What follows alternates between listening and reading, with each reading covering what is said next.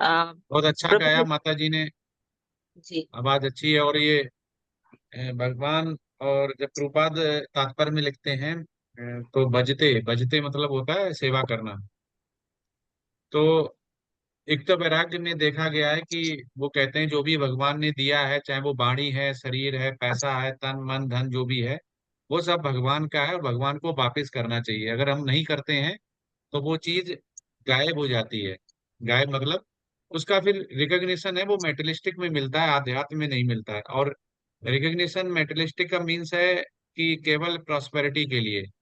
और उसका क्या होता है, एक दिन वो ढल जाता है, क्योंकि वो स्थायी नहीं है। लेकिन जब आध्यात्म में होता है वो स्थायी होता है। प्रभुपाद जो भी हमें देके गए हैं वो सारा स्थायी है, क्योंकि वो अध्यात्म है।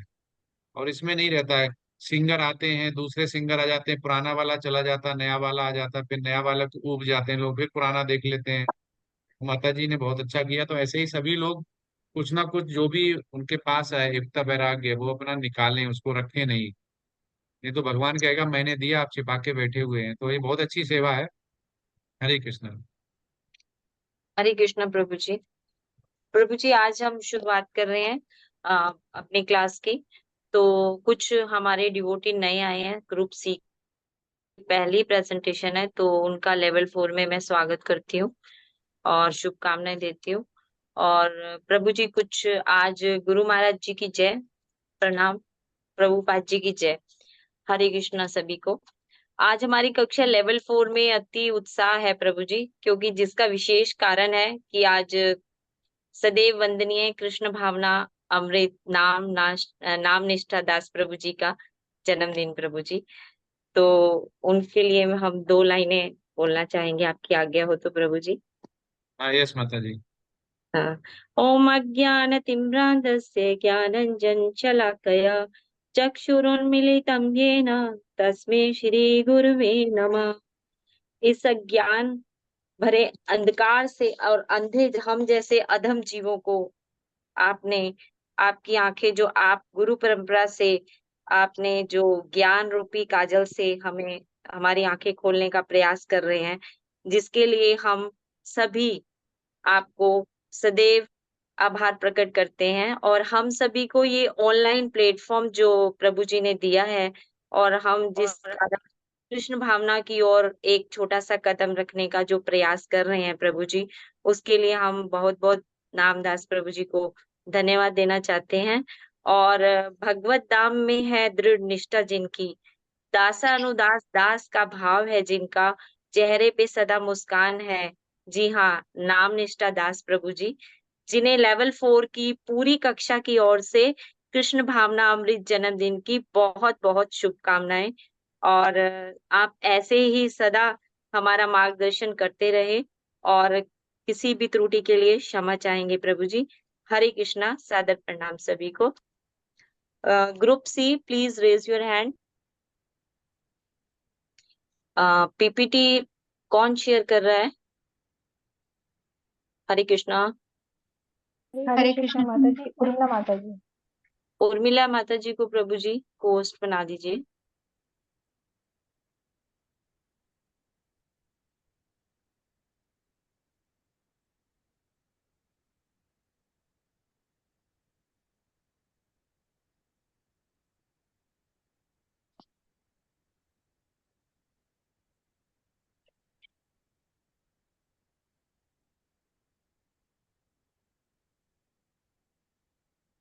हाँ, हरे कृष्ण माता जी, कृष्ण प्रभु जी। शो हो रहा है? हाँ, यस यस। जी प्रभु। हरे कृष्ण। हरे कृष्णा प्रभु जी। हरे कृष्णा सभी को सादर प्रणाम। प्रभु जी, ग्रुप सी आज फर्स्ट टाइम अपनी पीपीटी प्रेजेंट करने जा रहे हैं, जिसमें हम आपका आशीर्वाद चाहते हैं। इसका टॉपिक है मन तथा इंद्रियों पर नियंत्रण। और मैं उर्मिला माता, जिग्ना माता जी से अनुरोध करूंगी कि वो मंगलाचरण की पीपीटी की शुरुआत मंगलाचरण से करें। हरे कृष्णा जिग्ना माता जी। हरे कृष्ण। ओम नमो भगवते वासुदेवाय। ओम नमो भगवते वासुदेवाय। ओम नमो भगवते वासुदेवाय।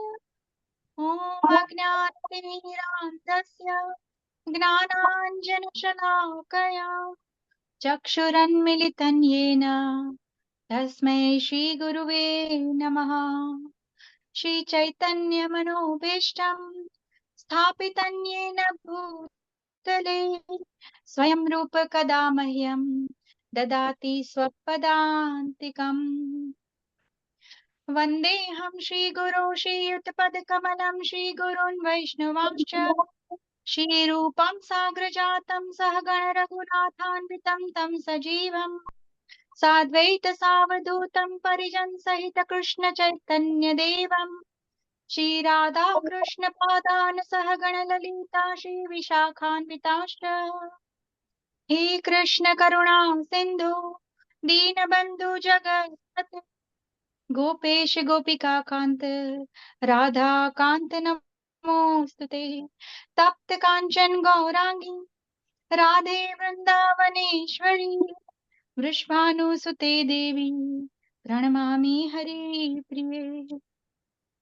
वाञ्छाकल्पतरुभ्यश्च कृपा सिन्धुभ्यैव च पतितानां पावनेभ्यो वैष्णवेभ्यो नमो नमः। वैष्णवेभ्यो नमो नमः। वैष्णवेभ्यो नमो नमः। नमो विष्णुपादाय कृष्णपृष्ठाय भूतले श्रीमति भक्ति वेदांत स्वामिनीति नामिने। नमस्ते सरस्वती देवी गौरवाणी प्रचारिणे निर्विशेष शून्यवादी पाश्चात्य देशतारिणे। नमो महावद्याय कृष्ण प्रेम प्रदायते कृष्णाय कृष्ण चैतन्य नामने गौरत्विषे नमः। जय श्री कृष्ण चैतन्य प्रभु नित्यानंद श्री अद्वैत गदाधर श्रीवास आदि गौर भक्त वृंद। हरे कृष्णा कृष्णा कृष्णा हरे हरे हरे राम राम राम हरे हरे। श्री तुलसी प्रणाम मंत्र। वृंदाय तुलसी देव्यै प्रियाय केशवस्य च कृष्ण भक्ति प्रदे देवी सत्यवत्यै नमो नमः। वृंदाय तुलसी देव्यै प्रियाय केशवस्य च कृष्ण भक्ति प्रदे देवी सत्यवत्यै नमो नमः। वृंदाय तुलसी देव्यै प्रियाय केशवस्य च कृष्ण भक्ति प्रदे देवी सत्यवत्यै नमो नमः। हरे कृष्णा।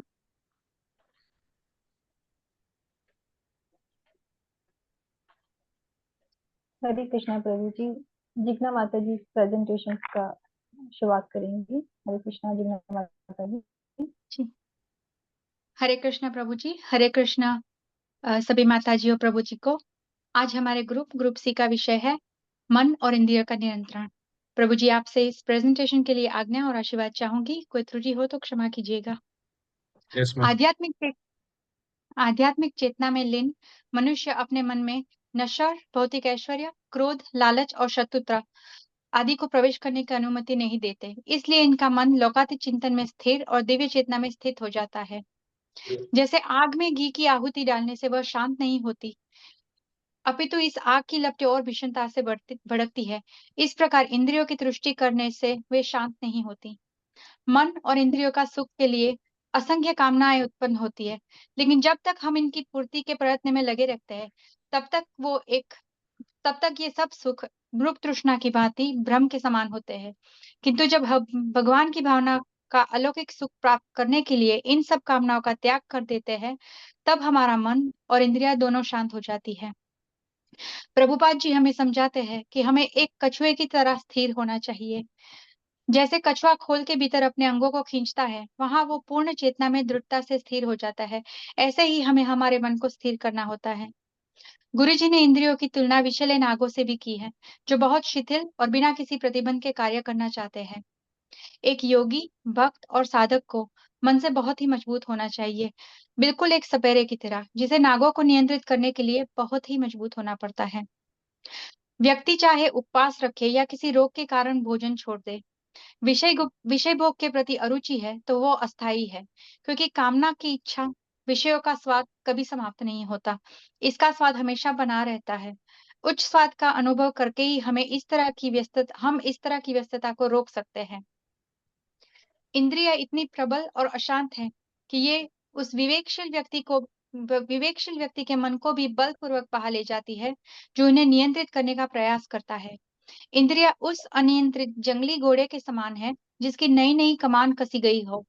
ये उतावली और अचेत होती है, इसलिए इन्हें अनुशासित करना अत्यंत चुनौतीपूर्ण है, जिसका सामना साधक को अपने मन के भीतर से करना पड़ता है। ध्यायतो विषयान् पुंसः संगशेस्तुपजायते, संगात्वस्तजायते कामः, कामत् क्रोधभिजायते, क्रोधा भवति सम्मोहः, सम्मोहात् स्मृतिभ्रमः, स्मृतिभ्रंशात् बुद्धिनाशात् प्रणश्यति। इंद्रियों के विषयों का चिंतन करते समय व्यक्ति में उनके प्रति आसक्ति उत्पन्न हो सकती है।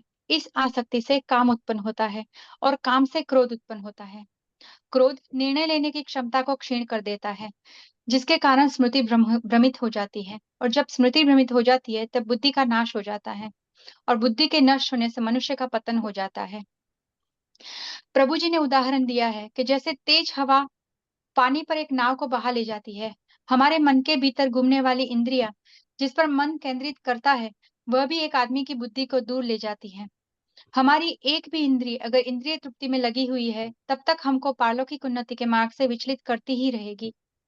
जैसा कि हम प्रहलाद महाराज, सुदामा श्री राधा रानी, वृंदावन की गोपियां, द्रौपदी और पांडवों के साथ साथ कई अन्य महाभक्तों के उदाहरण से देखते हैं, हम अपनी इच्छाओं को नियंत्रित करने की स्थिति में नहीं हो सकते, लेकिन जब हम पूरी तरह से कृष्ण को समर्पण कर देते हैं, तो कृष्ण इस काम को संभाल लेते हैं। क्योंकि किंतु जब तक कृष्ण भावनामृत नहीं होते, इंद्रियों को वश में करना संभव नहीं है। अपने मन को नियंत्रित करके और कृष्ण के प्रति समर्पण करके ही स्वतंत्रता प्राप्त की जा सकती है। The personal freedom begins in your mind. अब मैं अपनी प्रेजेंटेशन को यहीं विराम देती हूँ। कोई त्रुटि हुई हो तो क्षमा करना, और सीमा माता जी को अनुरोध करती हूँ कि हमारी ग्रुप की प्रेजेंटेशन आगे बढ़ाए। हरे कृष्णा। हरे कृष्णा प्रभु जी, सादर प्रणाम। इंद्र तृप्ति द्वारा काम से पतन की ओर जीवात्मा का सबसे बड़ा शत्रु काम है। जीवात्माएं अपनी स्वतंत्रता का दुरुपयोग करके जब वो सेवा को इंद्रिय सुख में बदल देती हैं, तो वह काम की चपेट में आ जाती हैं। कृष्ण के लिए ही सारी सेवाएं हो तो काम तथा क्रोध दोनों ही आध्यात्मिक बन सकते हैं। ईश्वर प्रेम का भाव काम में उसी तरह बदल जाता है जिस प्रकार इमली के संसर्ग में दूध दही में बदल जाता है। इंद्रिय मन तथा बुद्धि काम का निवास स्थान है। मन समस्त इंद्रियों के कार्यकलापों का केंद्र बिंदु है। इंद्रिय के विषयों को सुनने मात्र से मन इंद्रिय तृप्ति के भावों का आगार बन जाता है। काम में बुद्धि से आत्मा प्रभावित होती है। आत्मा को भौतिक भोग करने की आदत पड़ जाती है, जिससे वह असली सुख मान बैठती है। 4 आश्रमों का पालन करके मन तथा इंद्रियों पर नियंत्रण किया जा सकता है। मानव जीवन के 4 आश्रम पूर्ण योगी बनने के निमित्त हैं। इसका पालन करके मनुष्य आध्यात्मिक जीवन में पूर्णता प्राप्त कर सकता है। जो व्यक्ति मन तथा इंद्रियों को वश में करके आत्म साक्षात्कार करना चाहते हैं, वह संपूर्ण इंद्रियों तथा प्राण वायु के कार्यों को संयमित मन रूपी अग्नि में आहुति कर देते हैं। योग पद्धति द्वारा समय का अपव्यय होता है। ये सारी विधियां इंद्रियों को वश में करने तथा आत्म साक्षात्कार की प्रगति के लिए संस्तुत की जाती हैं, परंतु इनसे मनुष्य अपनी जीवन की अवधि को बढ़ा सकता है। भौतिक आसनों के अभ्यास से इंद्रियों को वश में करने के कृत्रिम प्रयासों से आध्यात्मिक जीवन में सहायता नहीं मिल सकती। कृष्ण भावना में योग पद्धति से अलग है। भौतिक इंद्रिय तृप्ति भौतिक दुख का कारण है। भौतिक इंद्रिय सुख नाशवान है। मनुष्य योनि में इंद्रिय सुख के लिए अधिक श्रम व्यर्थ है। इस जन्म में तप करना चाहिए, जिससे जीवन पवित्र हो जाए। दिव्य ज्ञानी इंद्रिय सुखों की ओर आकृष्ट नहीं होते, क्योंकि ये निरंतर भावरोग के कारण है। यदि मनुष्य मृत्यु से पूर्व इंद्रियों के वेग को रोकने में समर्थ होता है, वह सुखी रह सकता है। इंद्रिय तृप्ति के आधार पर भौतिक सभ्यता की प्रगति अर्थात जीवात्मा की बंधन अवधि को बढ़ाना। मनुस्मृति में कहा गया है, कितना भी विषय भोग क्यों ना किया जाए, जिसका काम की तृप्ति नहीं होती, जिस प्रकार ईंधन डालने से अग्नि कभी नहीं बुझती। हरे कृष्णा प्रभु जी, मुझसे कोई त्रुटि हुई है तो क्षमा करें। अब मैं अपनी जीवा को यही विराम देते हुए अलका माता जी से आज्ञा करूंगी। कि वह पीपीटी को आगे बढ़ाएं। हरे कृष्णा अलका माता जी। हरे कृष्णा माता जी, थोड़ा कैमरा फेस पे करें। हरे बस बस। कृष्णा माता जी। हरे कृष्णा माता जी और प्रभु जी, सादर प्रणाम। योगारूढ़ कौन कहलाता है? यह इंद्रिय तृप्ति व सकाम कर्म। जब कोई मनुष्य भगवान की प्रेमा भक्ति में पूरी तरह से लगा रहता है तो वह अपने आप में प्रसन्न रहता है। तो इस तरह वह इंद्रिय तृप्ति व सकाम कर्म में प्रवृत्त नहीं होता। व्यक्ति को चाहिए कि वह कृष्ण भावनामृत में ही कार्य करे, वह योगारूढ़ कहलाएगा। मन बद्ध जीव का मित्र भी है और शत्रु भी। मन ही योग पद्धति का केंद्र बिंदु है। योग पद्धति का उद्देश्य मन को रोकना व इंद्रिय विषयों में आसक्ति हटाना है। मन को इस प्रकार प्रशिक्षित करना चाहिए कि वह सदैव प्रकृति की तड़क भड़क से आकृष्ट ना हो। अपने को विरत करने का साधन यह है कि वह कृष्ण भावनामृत में निरत रखा जाए। अमृत बिंदु उपनिषद 2 में भी कहा गया है, मन एवं मनुष्य नाम कारणाम बंध मोक्षो बंधया विषय संगो मुक्तये निर्विषयम मनः। अर्थात मन ही मनुष्य के बंधन का और मोक्ष का भी कारण है। इंद्रिय विषयों में लीन मन बंधन का कारण है, वह विषयों से विरक्त मन मोक्ष का कारण है। जो मन कृष्ण भावना में लगा रहता है वह परम मुक्ति का कारण है। जो मन को वश में नहीं कर पाया वह अपने परम शत्रु के साथ निवास करता है। जब तक मन अविजित शत्रु बना रहता है तब तक मनुष्य को काम, क्रोध, लोभ, मोह आदि आज्ञाओं का पालन करना होता है। वास्तविक अभ्यास हृदय के भीतर परमात्मा से भेंट करना है, वह उनकी आज्ञा का पालन करना है। जो व्यक्ति कृष्ण भावनामृत को स्वीकार करता है वह भगवान की आज्ञा के प्रति समर्पित हो जाता है। मन पर जीत से परमात्मा की प्राप्ति। परमात्मा में तल्लीनता। जब मनुष्य भगवान में लीन हो जाता है वह उनकी आज्ञा का पालन करता है या कृष्ण भावनामृत हो जाता है तो भगवत भक्त संसार के द्वंद्वों यथा सुख दुख सर्दी गर्मी आदि से अप्रभावित हो जाता है। यह अवस्था व्यवहारिक समाधि या परमात्मा में तल्लीनता कहलाती है। मन की एकाग्रता ही समाधि कहलाती है। मनुष्य को चाहिए कि वह कृष्ण भावना में अपना ध्यान सदैव एकाग्र रखे। उसे सदैव कृष्ण का चिंतन करते हुए एकांतवास करना चाहिए और एक क्षण के लिए भी उन्हें नहीं भूलना चाहिए। यही समाधि है। योगाभ्यास का तरीका या मन व इंद्रियों पर विजय का तरीका। कलह व दंभ के इस युग में मोक्ष एकमात्र साधन भगवान नाम का कीर्तन है, क्योंकि एकांतवास में जाकर सब कुछ छोड़कर जाना संभव नहीं है।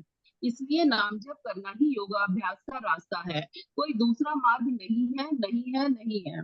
जीवन का उद्देश्य कृष्ण को जानना है। इस प्रकार मनुष्य अविचलित व दंभित मन से भय रहित विषयी जीवन से पूर्णतः मुक्त होकर अपने हृदय में भगवान का चिंतन करे, भगवान को अपना चरम लक्ष्य बनाए और भगवत रसास्वादन के कारण इंद्रिय तृप्ति से स्वतः विरक्त हो जाता है। यह समस्त योगियों से श्रेष्ठ है।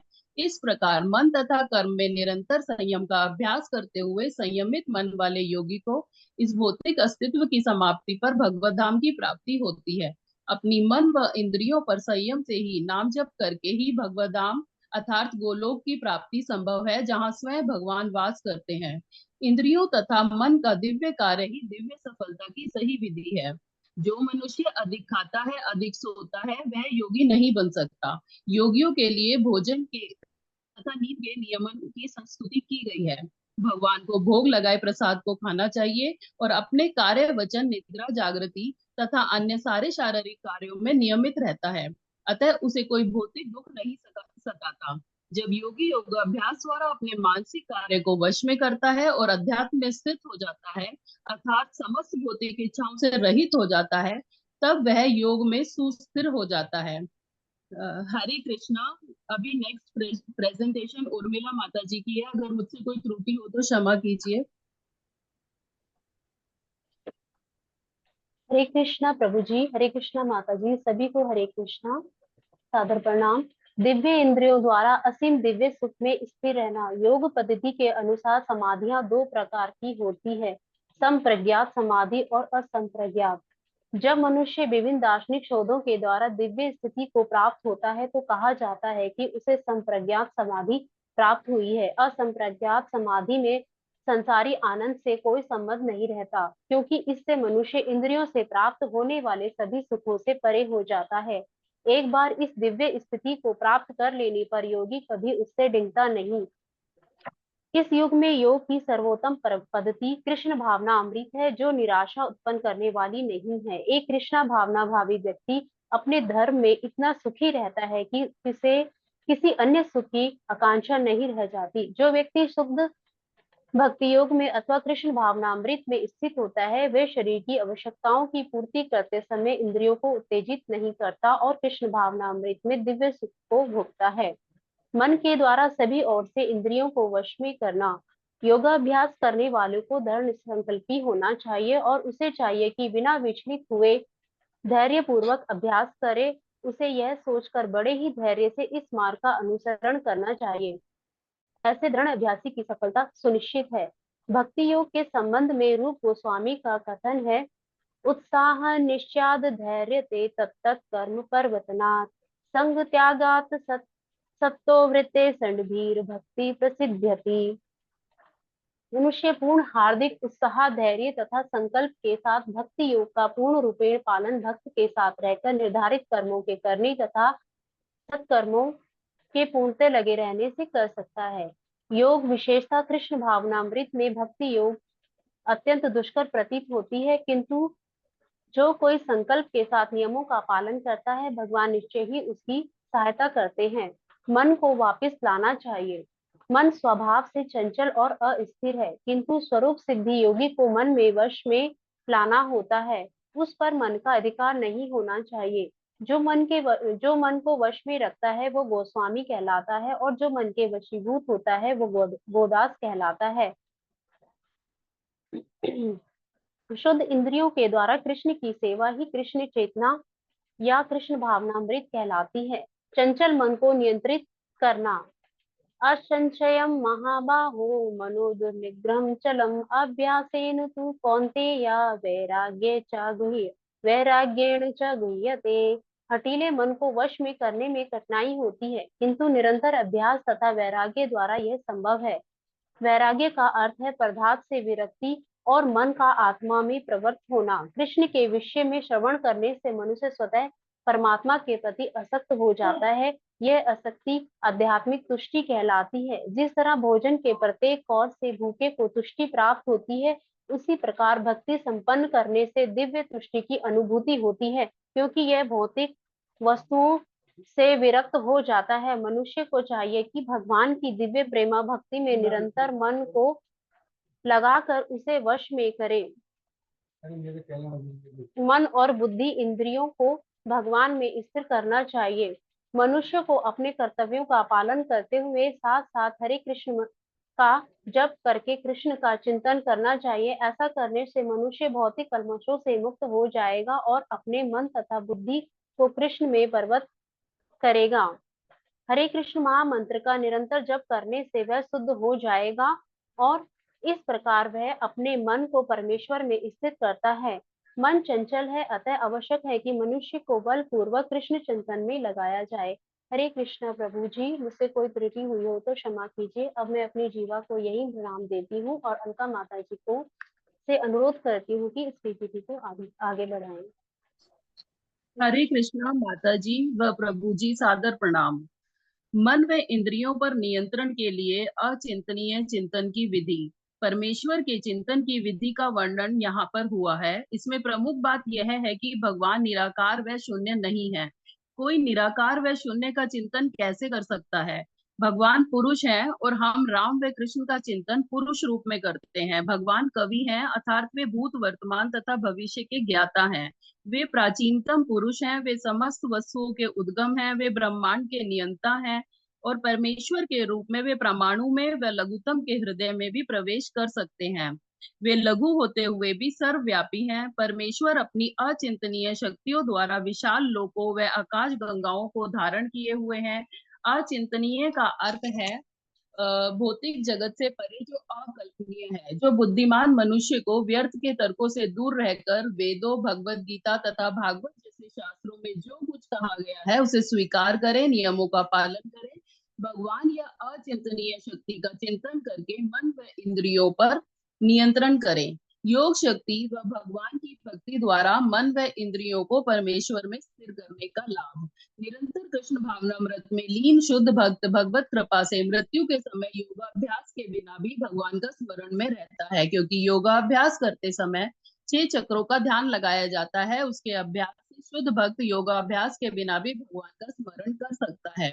इस श्लोक में योग बलेन शब्द का प्रयोग महत्वपूर्ण है, अर्थात योग बल या अध्यात्म के अभ्यास से भक्त अपने मन व इंद्रियों को मृत्यु के समय भी षट चक्र योग या भक्ति योग से भगवान का ध्यान कर सकता है, वह भगवत धाम को प्राप्त कर सकता है।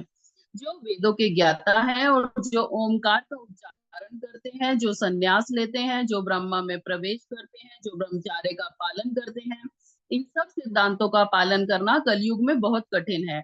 भगवान चैतन्य ने घोषणा की है कि भगवान कृष्ण के पवित्र नाम हरे कृष्ण कृष्ण कृष्ण हरे हरे, हरे राम राम राम हरे हरे के जप से ही भगवान का साक्षात्कार संभव है, कोई अन्य उपाय नहीं है।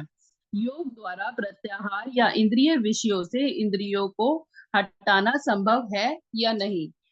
इसमें ज्ञान इंद्रियों को पूर्णतः वश में करके मन व हृदय को परमात्मा में केंद्रित करना आज के युग में व्यवहारिक नहीं है। सबसे उत्तम कृष्ण को मन में स्थिर करके दिव्य समाधि सुगम हो जाती है, और इस तरह मनुष्य योगाभ्यास अर्थात मन को व इंद्रियों को कृष्ण में स्थिर करके या चिंतन करके भक्त आध्यात्मिक लोकों को जाता है, किंतु निर्विशेषवादी तो ब्रह्म ज्योति में ही रह जाते हैं। जो अनन्य भाव से निरंतर मेरा स्मरण करता है उसके लिए मैं सुलभ हूँ, क्योंकि वह मेरी भक्ति में प्रवृत्त रहता है। शुद्ध भक्ति योग में भक्त को कृष्ण के अतिरिक्त कोई इच्छा नहीं होती। भक्ति योग अत्यंत सरल, शुद्ध तथा सुगम है। इसका आरंभ हरे कृष्ण महामंत्र से होता है। मन मना भव मद भक्तो मद्याजी माम नमस्करु मामे वैश्यसी युक्त वेवा आत्मनम मत परायण। अपने मन को मेरे नित्य चिंतन में लगाओ, मेरे भक्त बनो, मुझे नमस्कार करो और मेरी ही पूजा करो। इस प्रकार मुझ में पूर्णतः तल्लीन होने पर तुम निश्चित रूप से मुझको प्राप्त होगे। कृष्ण के मन तथा कृष्ण में कोई अंतर नहीं है। कृष्ण कोई सामान्य मनुष्य नहीं है, वे परमेश्वर हैं। उनका शरीर, उनका मन तथा स्वयं वे एक है और परम है। असुर जीवन में किसी भी अवस्था में ईश्वर की कृपा का भाजन नहीं बन पाते हैं। जब मन व इंद्रियों को नियंत्रण नहीं होता है तो उनमें काम क्रोध लोभ उत्पन्न होता है, जबकि बुद्धिमान मनुष्य असुरी योनि में नहीं गिरता, क्योंकि वह अपने मन व इंद्रियां भगवान की सेवा में लगाता है। मन व इंद्रियों को नियंत्रण में करके आत्म साक्षात्कार के पद को प्राप्त करना। जब मनुष्य बुद्धि से शुद्ध हो जाता है, अपने मन को शुद्ध करके वश में करके सदैव समाधि में रहता है, इंद्रिय विषयों में आसक्त नहीं रहता है, एकांत में रहता है, शरीर व मन की गतिविधियों पर नियंत्रण करता है, मिथ्या अहंकार नहीं करता है, इंद्रिय तृप्ति ना होने पर क्रुद्ध नहीं होता है, यही ब्रह्म की आत्म साक्षात्कार की अवस्था है जो ब्रह्मभूत कहलाती है। और मनुष्य देहात्मा से मुक्त हो जाता है और शांत हो जाता है। ज्ञान का गुह्यतम अंश है कि मनुष्य के लिए योग के द्वारा मन व इंद्रियों पर नियंत्रण द्वारा सदैव भगवान का चिंतन करना और भगवान के भक्त बने और भगवान की पूजा करें। हरे कृष्णा सभी माता जी प्रभु जी को। यहीं पे मैं अपनी जीवा को विराम देती हूँ। सीमा माता जी वैष्णव प्रणाम मंत्र बोलेंगी। हरे कृष्णा। वाञ्छाकल्पतरुभक्षय कृपा सिन्धुभैव च पतितानां पावनेभ्यो वैष्णवेभ्यो नमो नमः। हरे कृष्णा कृष्ण कृष्ण हरे हरे, हरे राम राम राम हरे हरे। हरे कृष्णा प्रभु जी, हरे कृष्णा माता जी। आज की प्रेजेंटेशन यही समाप्त होती है, और हम लोगों से किसी भी प्रकार की कोई त्रुटि हो तो क्षमा करें। प्रभु जी हमारा मार्गदर्शन करें। हरे कृष्णा प्रभु जी। हरे हाँ कृष्णा। ये हरे कृष्ण प्रभु जी। हाँ बहुत अच्छी थी माता जी, लेकिन इसमें एक आप इम्प्रूव कर सकते हैं कि आप जो लिख के पढ़ रहे हैं वो इतना ज्यादा है, पॉइंट टू पॉइंट लिख के ना पढ़ें, क्योंकि हमें लिखना तो बहुत छोटे से आता है। हमें आध्यात्म में हमें केवल वो उस भाव को समझना है।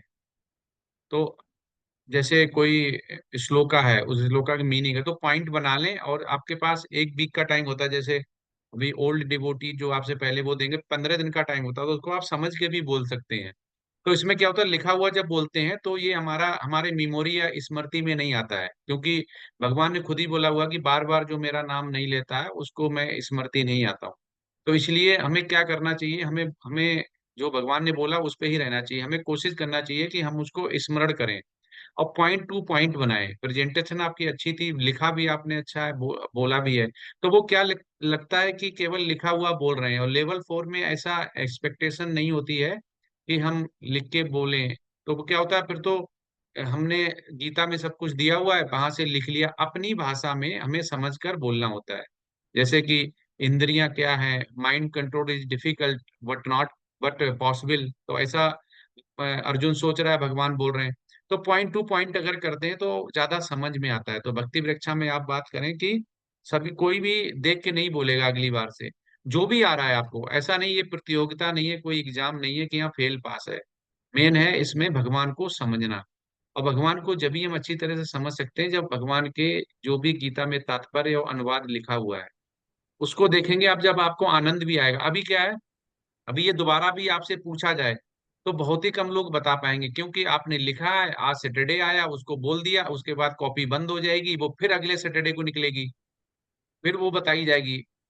क्योंकि मैं तो जो आप लोग कर रहे हैं वो मैं उससे गुजर चुका हूँ। मैंने लेवल 1 2 3 4 5 अभी मेरा मतलब भक्ति वैभव चल रहा है, मैंने सब पढ़ा है, पढ़ाया भी है। लेवल 1 पढ़ाया, 2 पढ़ाया, 3 पढ़ाया, अभी 4 पढ़ा रहा हूँ, और भक्ति शास्त्री भी क्लास ले रहा हूँ मैं इस फ्राइडे को।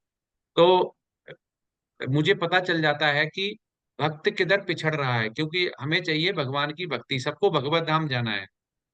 और सभी का काम यही होता है कि भगवत धाम जाने के लिए जो भी है वो हम कितना कर सकते हैं, क्योंकि अंत समय में हमें स्मरण नहीं आएगा। और हम लिख के करेंगे तो बिल्कुल ही नहीं आएगा, क्योंकि उस समय आप बोलेंगे कॉपी ला, तो घर वाले सोचेंगे हिसाब की कॉपी मंगा रहे हैं, किस पे कितना उधार है, वो वाली पकड़ा देंगे, और आपका बिल तुरंत ही आपकी निकल जाएगी। सारा लेवल 1 2 3 लेवल 4 सब बेकार रह जाएगा कि क्या मांगी थी क्या दे दिया, हिसाब वाली दे दी है। तो स्मरण हमें याद रखना चाहिए। अब इसमें आता है कि आप लोगों ने क्या समझा। तो पहला पॉइंट क्या हो गया कि प्रेजेंटेशन आपकी अच्छी है, बोल भी आप अच्छा रहे हैं, लेकिन इसी को समझ के बगैर देखे बोलना है, पॉइंट टू पॉइंट बोलना है बस। क्योंकि हमें क्या करना है, हमें भगवान का सेवा करनी है। अब अर्जुन ने तो वहां पे पेन कलम लेके नहीं बैठे थे ना, भगवान श्री कृष्ण ने पेन कलम की ले, उसने क्वेश्चन बोला, उन्होंने लिख के दे दिया, ले पढ़ लेना जाके बाद में। अब वो चाहते, ये जो गीता का उपदेश था वो आराम से इंद्रप्रस्थ में बैठ के डाइनिंग टेबल पे दे सकते थे भगवान, आराम से दे सकते थे कभी भी। इंद्रप्रस्थ में बैठ के कहीं पे सोफा पे बैठ के, जो भी उस समय होता होगा, भगवान दे सकते थे। पर उन्होंने क्यों चुना वो ऐसा, वो भूमि क्यों चुनी? वो इसीलिए चुनी कि उस समय वो वैसा लीला के लिए माहौल बनाया गया जब वो एक्सेप्ट कर सकता है। हमारा भी जैसे एग्जाम आता है ना, तो हम लोग ज्यादा सीरियस हो जाते हैं, पढ़ने लगते हैं, उसके एक दिन तो पहले खूब पढ़ते हैं, खूब पढ़ते हैं, उसके सुबह और पढ़ते हैं ज्यादा, और पेपर दे देते हैं, खत्म। तो ऐसे ही अर्जुन को उस दुविधा में भगवान ने जो कहता ना कि योग माया और महामाया, तो बहुत से लोग कंफ्यूज हो जाते हैं कि कौन सी माया में अर्जुन को है। कभी कुछ लोग जो डिवोटी नहीं है वो मानते हैं उनको भी माया ने कर लिया, तो ऐसा नहीं है। अर्जुन को बहुत ज्ञान था, वो निपुण था। तो हमें उसी अर्जुन और जो भगवान श्री कृष्ण के बीच संवाद हुआ है, ये गीत हुआ है, उसको हम अपनी सरल भाषा में हम खूब समझें, भले वो पॉइंट टू पॉइंट हो, और उसको करें। अब ये आता है कि इसमें अगर हम समझें कि आप लोगों ने कितना समझा है, तो इसमें अगर प्रश्न आता है तो ये आता है कि समाधि, समाधि का एक्चुअली देखा जाए तो समाधि का एज पर प्रभुपादा या भगवान श्री कृष्ण ने जो अनुवाद और इस श्लोका में बताया है, समाधि का मीनिंग क्या है, समाधि को हम कैसे समझें। समाधि को अगर एक दो शब्दों में सीधे, ऐसा नहीं बहुत ज्यादा बड़ा नहीं, एक दो शब्दों में समझें तो समाधि का मतलब क्या है, समाधि किसे जो बोलते हैं? जो शुभ अशुभ से प्रभावित नहीं होता। किससे? शुभ अशुभ अशुभ से प्रभावित तो नहीं शुभ होता। शुभ अशुभ तो माता जी ये तो कर्म कांड में आता है। शुभ शुभ शुभ लाभ लिखा होता है ना गेट पे, शुभ और लाभ। तो शुभ और अशुभ, शुभ मतलब हो गया है कि जो आपके लिए अच्छा हुआ, शुभ बोला जाता है, अच्छा हुआ, बच्चा हुआ, घर में शादी होगी, पैसा आ गया, ये शुभ है। और अशुभ आ माने नहीं, शुभ नहीं है। बच्चे के अच्छे मार्क्स नहीं आए, पैसा नहीं आया, पंडित नहीं आया, मकान नहीं मिल पाया, गाड़ी नहीं ले पाए, जेवर नहीं ले पाए, ये अशुभ हो गया। तो जो इसमें मन और भ- भगवान का कहाँ पे ज्ञान आया? भगवान का तो ज्ञान ही नहीं आया शुभ अशुभ में। जो हरे मन को स्थिर रख सकता है प्रभु जी, जो जो कृष्ण भावनामृत में मन को स्थिर रख सकता है। और हाँ माता जी, जैसे ये बिल्कुल सही है। बिल्कुल एक ही शब्द है इसका, मन को स्थिर रखना, स्थिर मन। सिंपल है, स्थिर मन। अब स्थिर मन की परिभाषाएं बहुत सारी हो सकती हैं, ठीक है। अब अर्जुन कहते हैं कि बड़ा बहुत ही मुश्किल है, जैसे हवा को नहीं रोक सकते वैसे ही मन को भी नहीं रोक सकते हैं। बट क्या है, इम्पॉसिबल नहीं है, पॉसिबल है। तो इसी तरह से हम इसको समझते हैं कि मन जो है, अगर हम कहें तो अब इसमें अगर आप एक एग्जाम्पल ऐसा बताइए जो इसी के तात्पर्य में आता है, कि जिससे हम ये समझ पाए कि मन जब विचलित हो जाता है तो हमारा पतन कैसे होता है। कोई एग्जाम्पल देके बताइए आप। अ, ये था ना इसमें।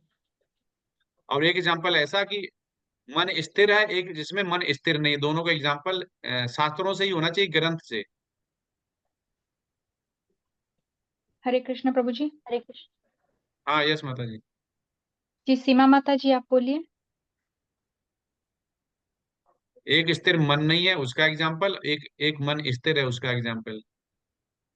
माता जी उर्मिला माता जी बोल रहे थे। जी सॉरी उर्मिला माता जी। हरे कृष्णा प्रभु जी। इसमें जैसे मन मन स्थिर में जैसे कि प्रहलाद महाराज का एग्जाम्पल देख सकते हैं।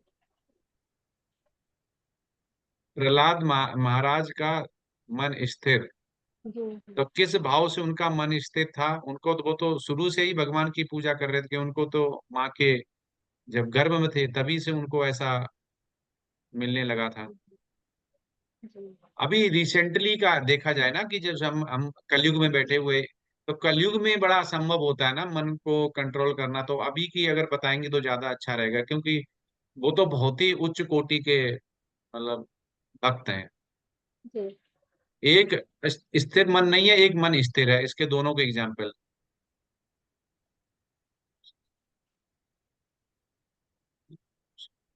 हरे कृष्ण प्रभु जी। प्रभु जी हरे कृष्णा प्रभु जी। माता जी हाँ बोलिए। माता जी।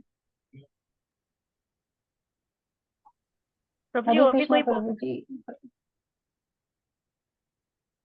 जी माता जी।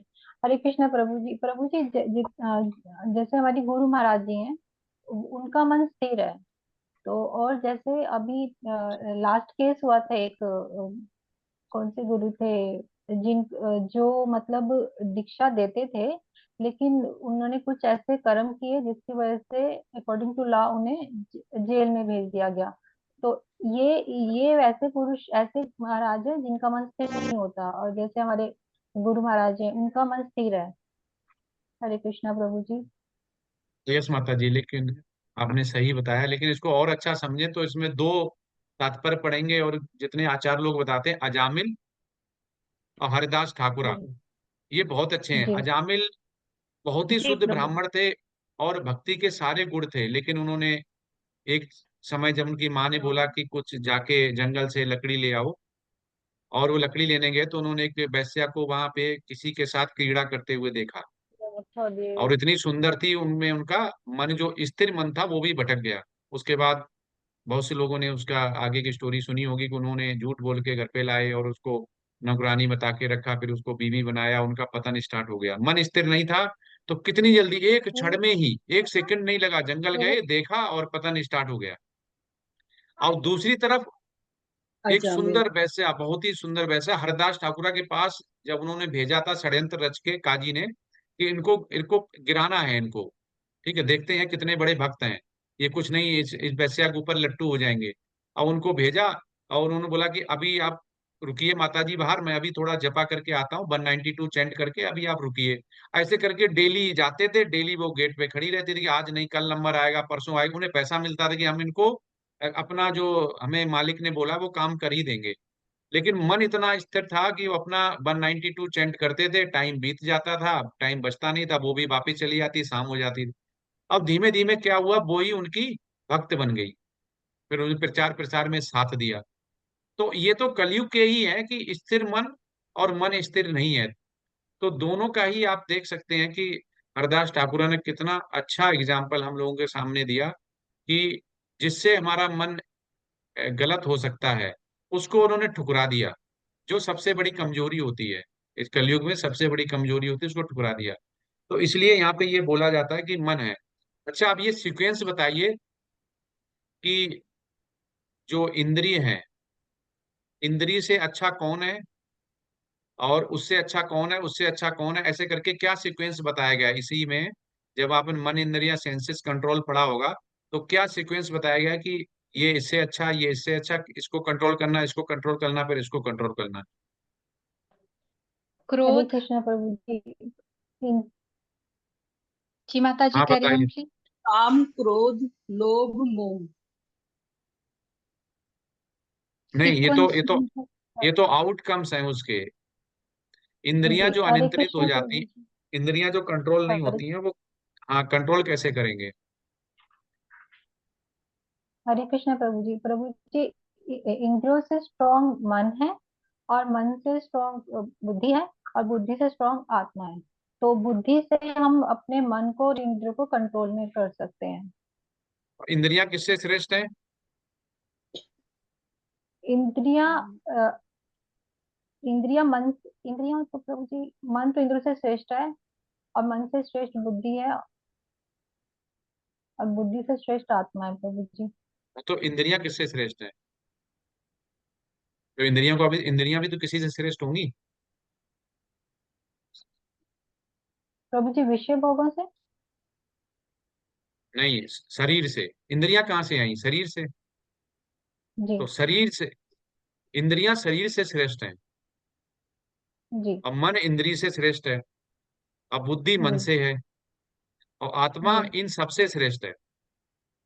जी प्रभु जी। हाँ, तो क्योंकि हम तो बॉडी, शरीर बॉडी रूप में है ना अभी इस समय, तो इसी में बॉडी है तो इंद्रियां हैं। तो इसलिए हमें जी प्रभु जी, धन्यवाद सोचना प्रभु। चाहिए। हाँ, हरे कृष्णा। तो अभी आपका कोई क्वेश्चन है वो पूछ सकते हैं, नहीं आगे प्रेजेंटेशन है तो वो करते हैं। प्रभु जी, अभी जो आप बोले ना वो मैं लिख रही थी, प्लीज आप रिपीट करेंगे। सो इंद्रिया शरीर से श्रेष्ठ है, मन इंद्रियों से श्रेष्ठ है। इंद्रियां श्रेष्ठ है शरीर से। जी। सबसे पहले शरीर आता, सबसे गिरा हुआ। बॉडी हमसे सब कुछ करवाती, सबसे इस कलयुग में सबसे ज्यादा पतित जो है वो बॉडी। क्योंकि तभी तो प्रभुपाद कहते हैं ना कि हम शरीर नहीं आत्मा है। शरीर का क्या इंपॉर्टेंस है। शरीर का कुछ नहीं, कल बीमार है, थका हारा है, लेजी है, लेथार्जिक है, शरीर के साथ ये चीजें लगी हुई। शरीर ही आभूषण पहनता है, शरीर ही गलत काम करता है, शरीर की इंद्रियां होती हैं, सबको शरीर है। तो इसलिए शरीर सबसे निचले स्तर पे है। शरीर से श्रेष्ठ होता है इंद्रियां, और इंद्रियों से श्रेष्ठ होता है मन,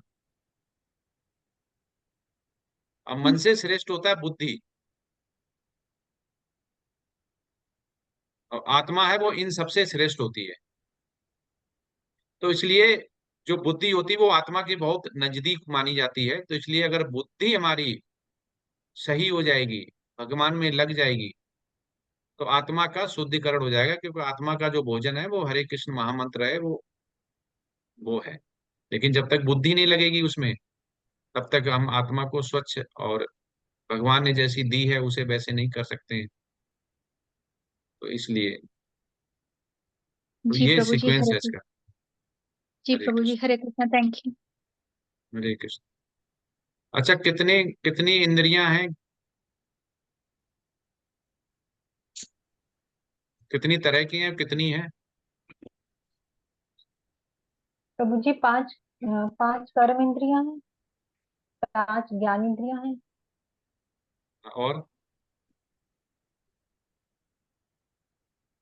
प्रभु जी ऐसे तो 24 आता है, और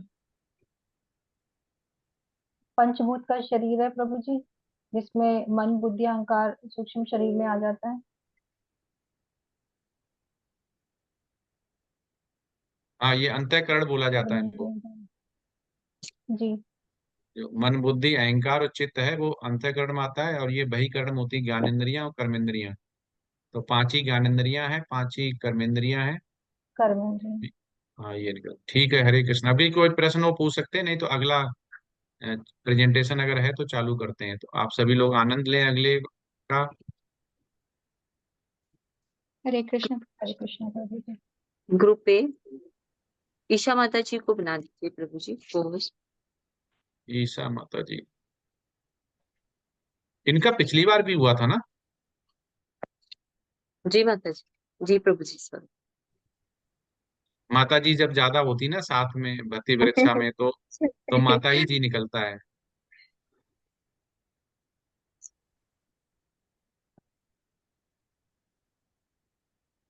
ठीक है, बना दिया। पीपीटी शेयर करें ईशा माता जी। जी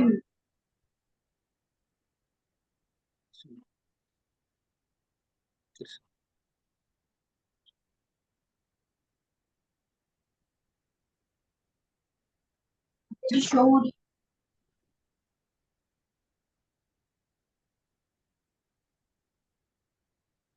प्लीज कैमरा ऑन करें सभी डिवोटीज।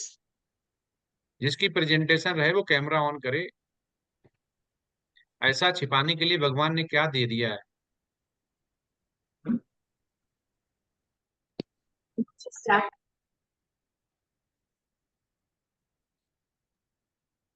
ओम नमो भगवते वासुदेवाय।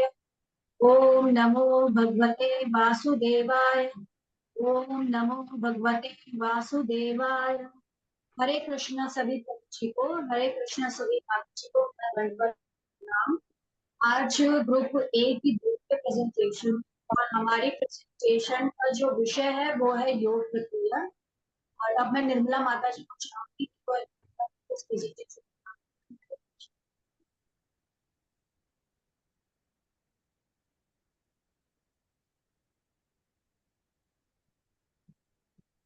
हरे कृष्णा। मेरा आवाज आ रही है माता जी, ईशा माता जी? जी जी जी जी। जी। हरे कृष्णा प्रभु जी, मेरा दंडवत प्रणाम। हरे कृष्णा सभी प्रभु जियों को, हरे कृष्णा सभी माता जियों को। योग प्रक्रिया। क्षत का अर्थ है चोट खाया हुआ, जो क्षति से रक्षा करे वह क्षत्रिय कहलाता है। क्षत्रिय धर्म यह होता है कि बिना संकोच के धर्म के लिए युद्ध करना। क्षत्रिय का धर्म है कि वह सभी क्लेशों से नागरिकों की रक्षा करे। कृष्ण भावनामृत के कार्यों में सुख या दुख, हानि या लाभ, जय या पराजय को कोई महत्व नहीं दिया जाता। सांख्य का अर्थ है विस्तार से वस्तुओं का वर्णन करने वाला, तथा सांख्य उस दर्शन के लिए प्रयुक्त मिलता है जो आत्मा की वास्तविक प्रकृति का वर्णन करता है। और योग का अर्थ है इंद्रियों का निग्रह। कर्म का सर्वोच्च दिव्य गुण है कृष्ण भावनामृत में कर्म या इंद्रिय तृप्ति की आशा न करके कृष्ण के हित में कर्म करना। योग का अर्थ है सदैव चंचल रहने वाली इंद्रियों को वश में रखते हुए परम तत्व में मन को एकाग्र करना। जो व्यक्ति अपने सकाम कर्म फलों से भोगना चाहते हैं वे कृपण होते हैं। श्री भगवान ने कहा है कि आत्म साक्षात्कार का प्रयत्न करने वाले 2 प्रकार के पुरुष होते हैं। कुछ इसे ज्ञान योग द्वारा समझने का प्रयत्न करते हैं, तो कुछ भक्तिमय सेवा के द्वारा। प्रत्येक व्यक्ति को प्रकृति से अर्जित गुणों के अनुसार विवश होकर कर्म करना पड़ता है, अतः कोई भी एक क्षण भर के लिए भी बिना कर्म किए नहीं रह सकता। कर्म न करने की अपेक्षा कर्म करना श्रेष्ठ है। कर्म के बिना तो शरीर निर्वाह भी नहीं किया जा सकता। कृष्ण भावना भावित व्यक्ति भगवान के शुद्ध प्रेम वश ही कर्म करता है। फल स्वरूप उसे कर्म फलों के प्रति कोई आकर्षण नहीं रहता। जो पुरुष प्रकृति के गुणों के प्रति अनासक्त है और जो दिव्य ज्ञान में पूर्णतया स्थित है, उसके सारे कर्म ब्रह्म में लीन हो जाते हैं। अब मैं अपने वाणी को यहीं पे विराम देती हूँ, और मैं संजय प्रभु जी को आमंत्रित करती हूँ कि वो प्रेजेंटेशन को कंटिन्यू करें। हरे कृष्ण। हरे कृष्णा सभी को। श्री भगवान ने उत्तर दिया, मुक्ति के लिए तो कर्म का परित्याग तथा भक्ति में कर्म योग दोनों ही उत्तम हैं, किंतु इन दोनों में से कर्म के परित्याग से भक्ति योग कर्म श्रेष्ठ है। सकाम कर्म ही भवबंधन का कारण है। जब तक मनुष्य शारीरिक सुख का स्तर बढ़ाने के उद्देश्य से कर्म करता रहता है, तब तक वह विभिन्न प्रकार के शरीरों में देहांतरण करते हुए वह बंधन को बनाए रखता है। लोग इंद्रिय तृप्ति के पीछे मत हैं, वे नहीं जानते कि उनका क्लेशों से युक्त यह शरीर उनके विगत सकाम कर्मों का फल है। जब तक वह अपने स्वरूप को नहीं जान लेता तब तक उसे इंद्रिय तृप्ति की इस चेतना में फंसा रहता है, तब उसका देहांतरण होता रहता है। जो पुरुष ना तो कर्म फलों से घृणा करता है ना कर्म फल की इच्छा करता है, वह नित्य सन्यासी जाना जाता है। हे महाबाहु अर्जुन, ऐसा मनुष्य समस्त द्वंद्वों से रहित होकर भवबंधन को पार कर पूर्णतया मुक्त हो जाता है। भक्ति में लगे बिना केवल समस्त कर्मों का परित्याग करने से कोई सुखी नहीं बन सकता, परंतु भक्ति में लगा हुआ विचारवान व्यक्ति शीघ्र ही परमेश्वर को प्राप्त कर लेता है। सन्यासी दो प्रकार के होते हैं। मायावादी सन्यासी सांग दर्शन के अध्ययन में लगे रहते हैं तथा वैष्णव सन्यासी वेदांत सूत्रों के यथार्थ भाष्य भागवत दर्शन के अध्ययन में लगे रहते हैं।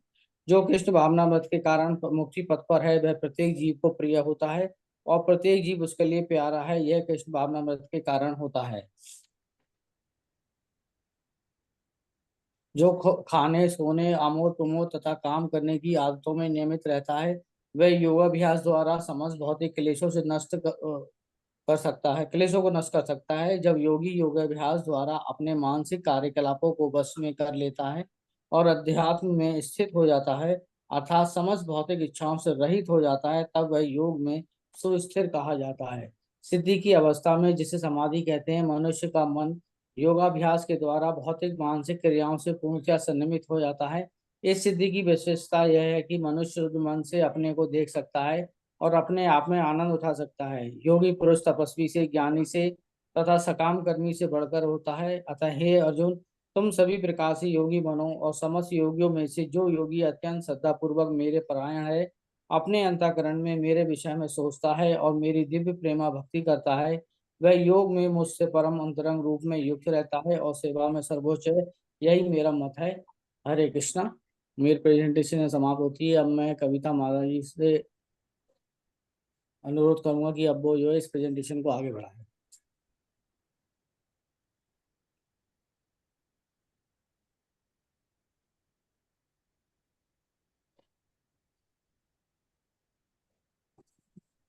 हरे कृष्णा। कविता माता जी प्रेजेंटेशन को आगे बढ़ाएं। हरे कृष्णा प्रभु जी, सादर प्रणाम सभी को।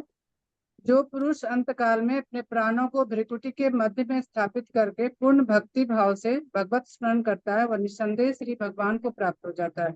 अतः अंतकाल में मन को भक्ति भाव से श्री भगवान में एकाग्र कर देना चाहिए। इस प्रकार का योगाभ्यास न करने वाले शुद्ध भक्त का चित्त सदा कृष्ण भावना भावित रहता है और जिससे अंतकाल में भगवत प्राप्ति से श्री भगवान की स्मृति अवश्य हो जाती है। ब्रह्म अद्वितीय है। निर्विशेषवादियों के लिए ओम शब्द ब्रह्म से अभिन्न है। यहाँ उसी निर्विशेष ब्रह्म का वर्णन है जिसमें सर्वत्यागी महर्षि प्रवेश करते हैं। विश्व का सामाजिक ढांचा इतना बदल चुका है कि छात्र जीवन के प्रारंभ से ब्रह्मचर्य जीवन बिताना संभव नहीं।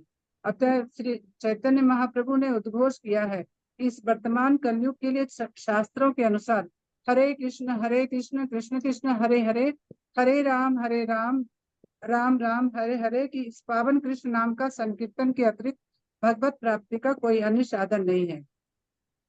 समस्त इंद्रिय क्रियाओं की निवृत्ति को योग धारणा कहा जाता है।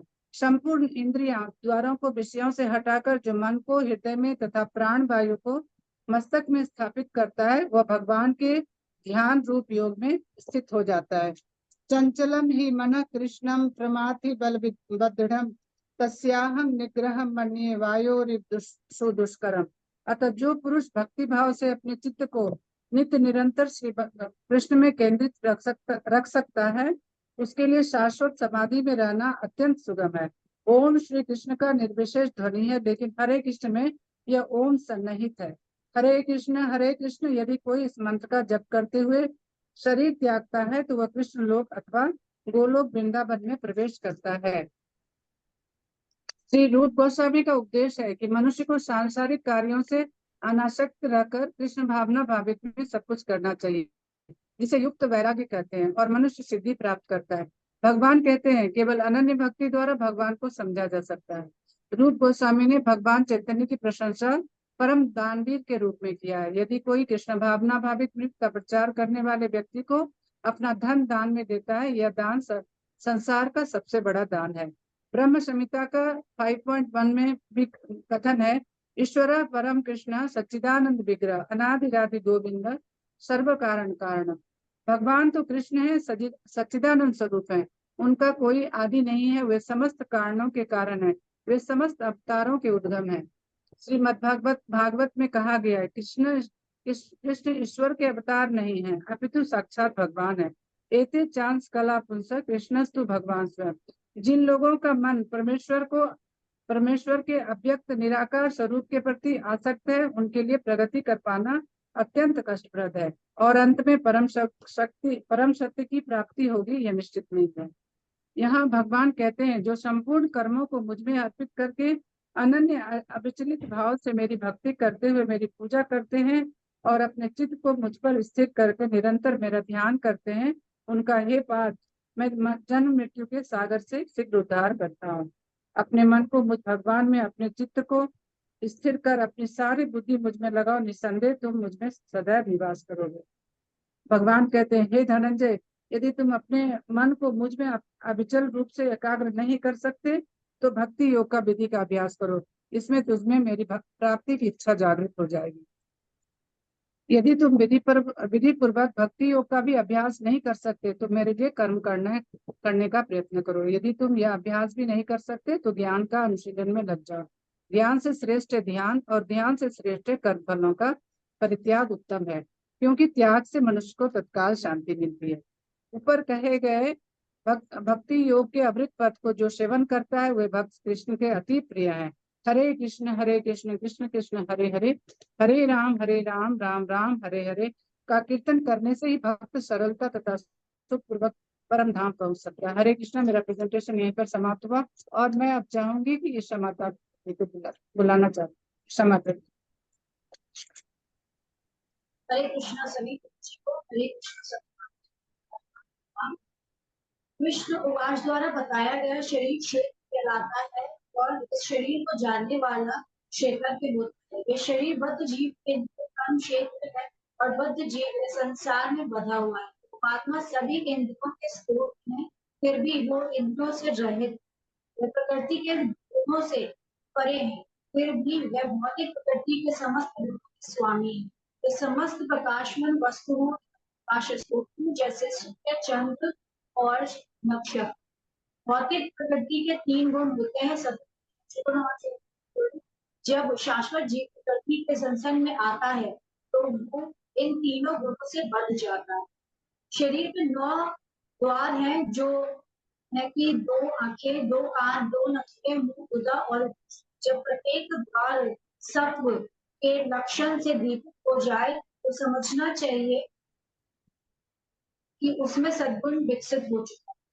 अब मैं अपनी वाणी को यहीं पर विश्राम दूंगी और मैं चाहूंगी कि इस प्रेजेंटेशन को निर्मला माता जी आगे बढ़ाएं, क्योंकि किसी कारणवश अनीता माता जी आज उपस्थित नहीं है। तो निर्मला माता जी कृपया इसको प्रेजेंटेशन को आगे। हरे कृष्ण। हरे कृष्ण माता जी, आवाज आ रही है मेरी? जी जी जी माता।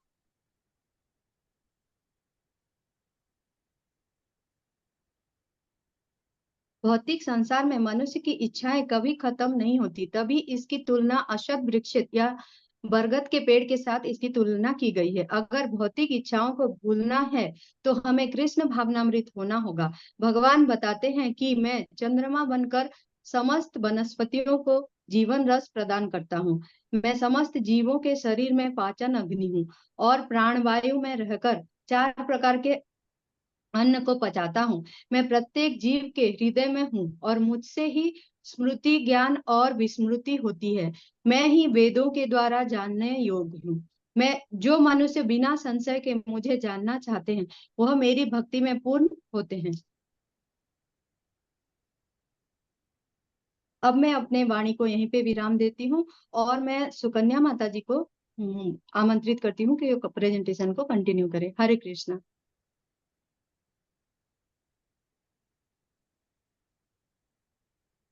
हरे कृष्ण।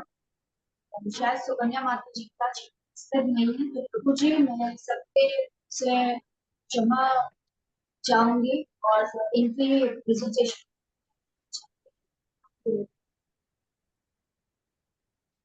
अर्जुन जी के पूछने पर कि जो लोग शास्त्रों के नियमों का पालन नहीं करते, पूजा नहीं करते, तो कौन सी स्थिति होगी?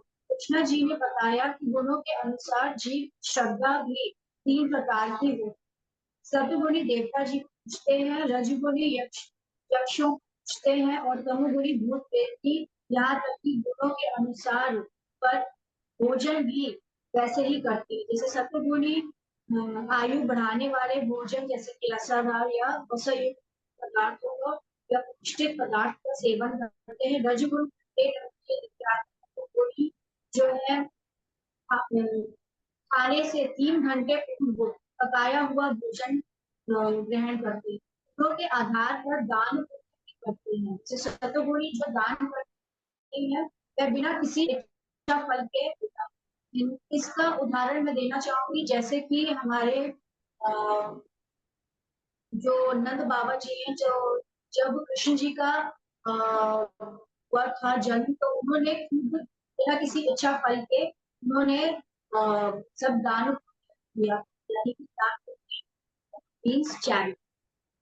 रजोगुणी दान करते हैं कर्म फल की इच्छा के अनुसार। इसका उदाहरण यह है कि जैसे आजकल के लोग अगर दान पुण्य कर रहे हैं या कुछ भी कर रहे हैं, तो उसकी वो सेल्फी लेते हैं, उसको अपलोड करके रील्स बनाते हैं, तो ये हमारा रजोगुणी में आ जाता है। तमोगुणी जो अपवित्र स्थान पर बिना समुचित ध्यान या आदर से दिया जाता है। जैसे हम किसी भी स्थान पे हैं और हमें बिना ध्यान के किसी को भी अपवित्रता से बिना श्री कृष्ण जी का नाम लेते हुए किसी को दान करते हैं और जो उसका भी उपयोग सही तरीके से नहीं करते, तो वो तमोगुणी में आ जाते। हरे कृष्ण। और अब मैं चाहूंगी इस प्रेजेंटेशन को जी आगे बढ़ाए। हरे कृष्ण। और उनसे कोई भी पूछे हुए क्षमा।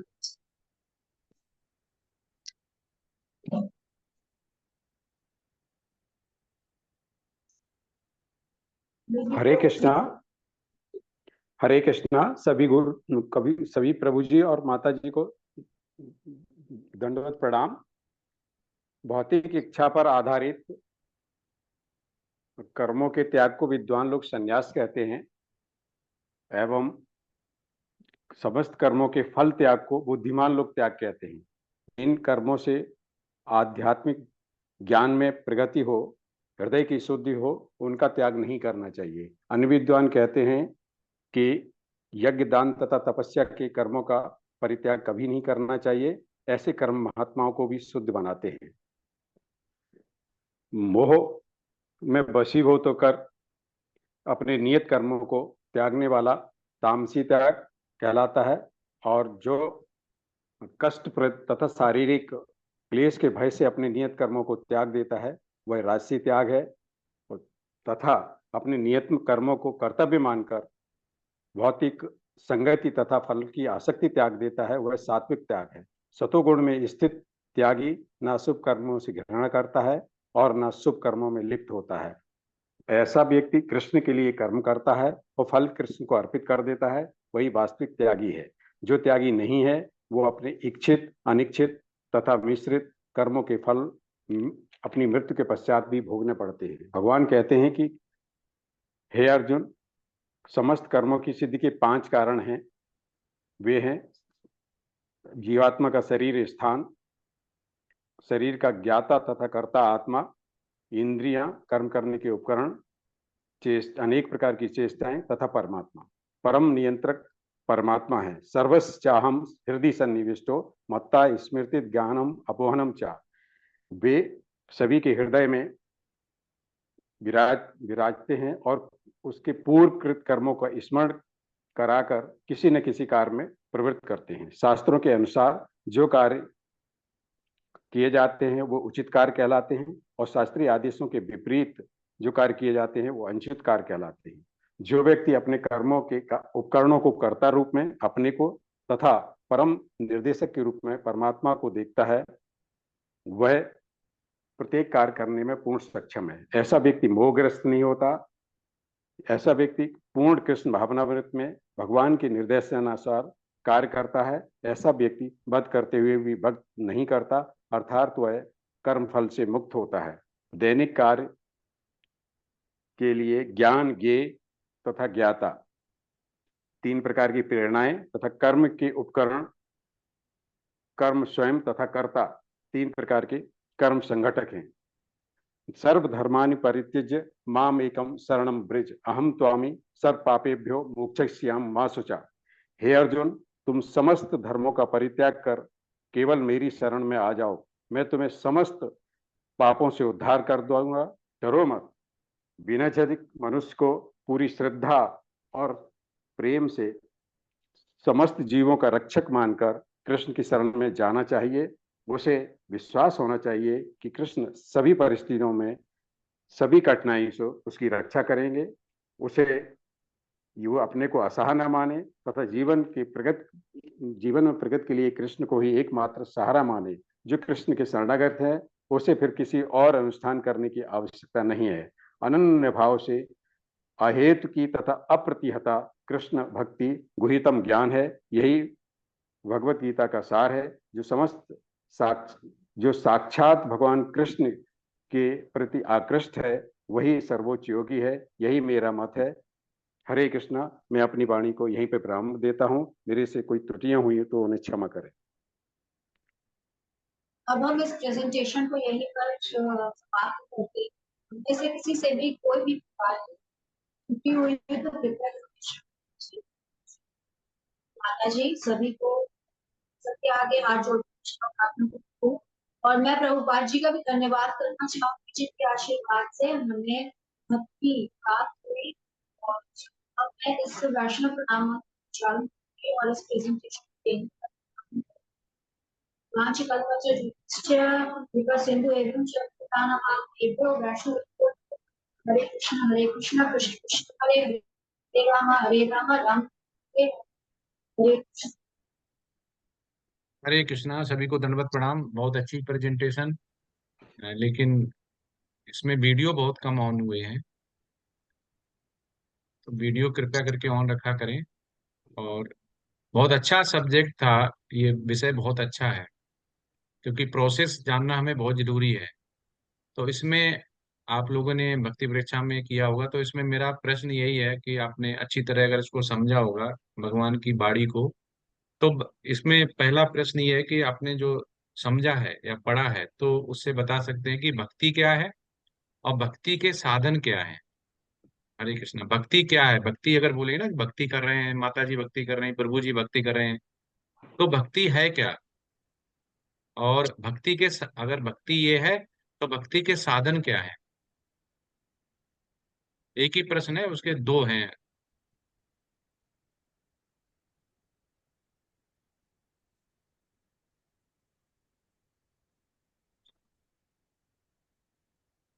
भक्ति के साधन से नवदा भक्ति है।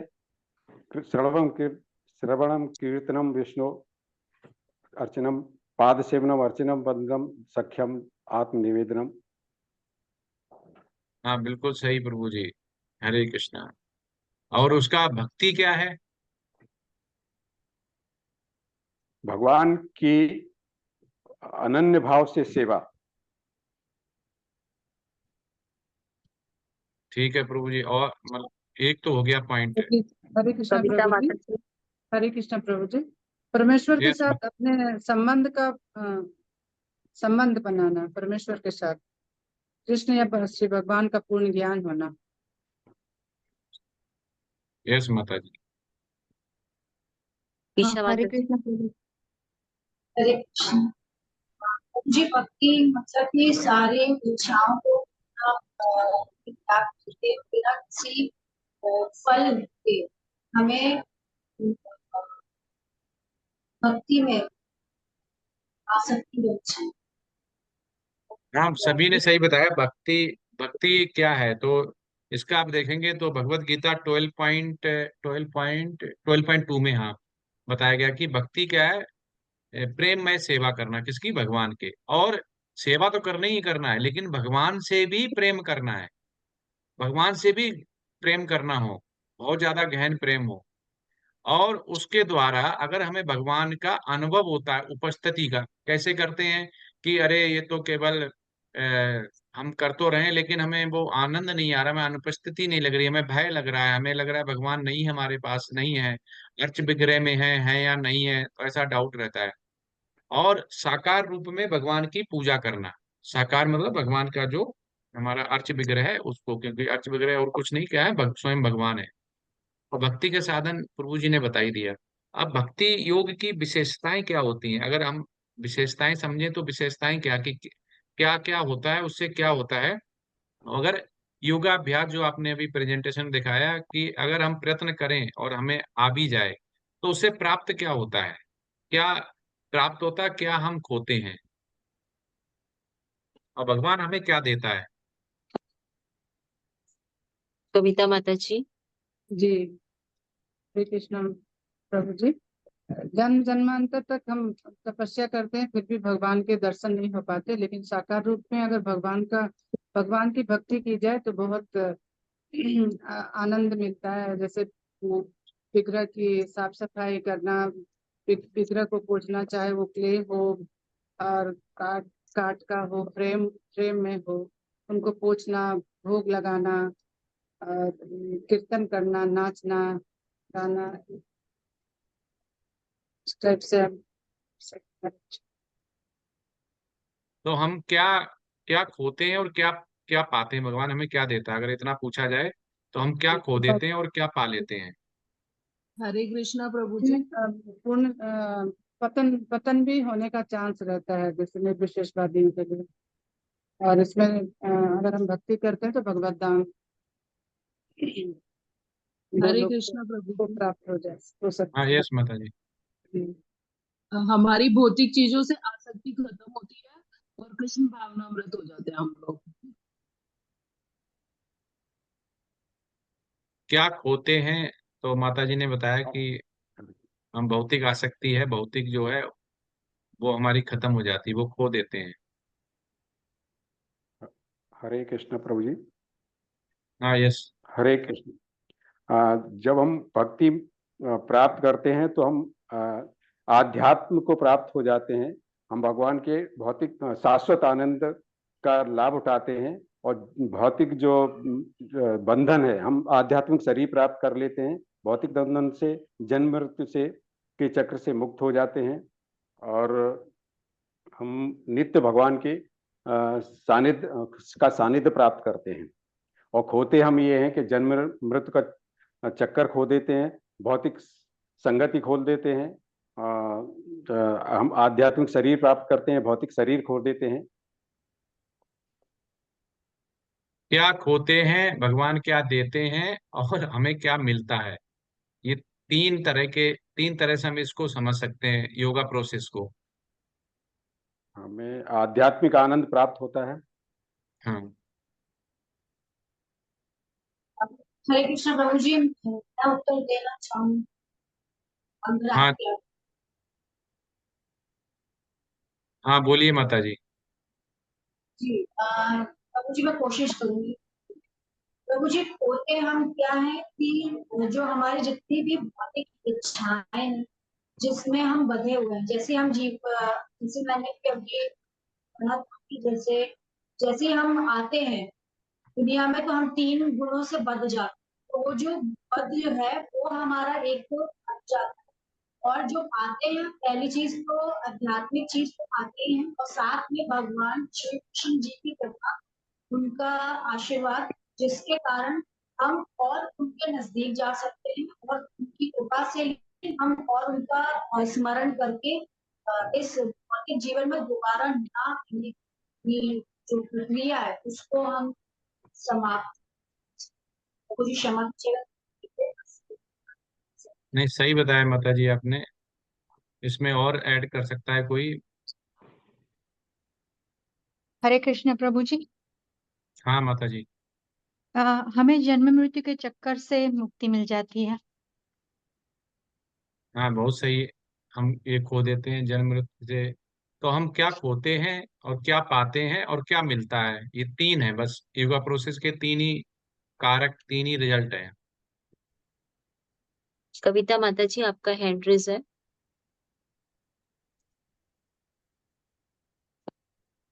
पहले से था नीचे गंगा।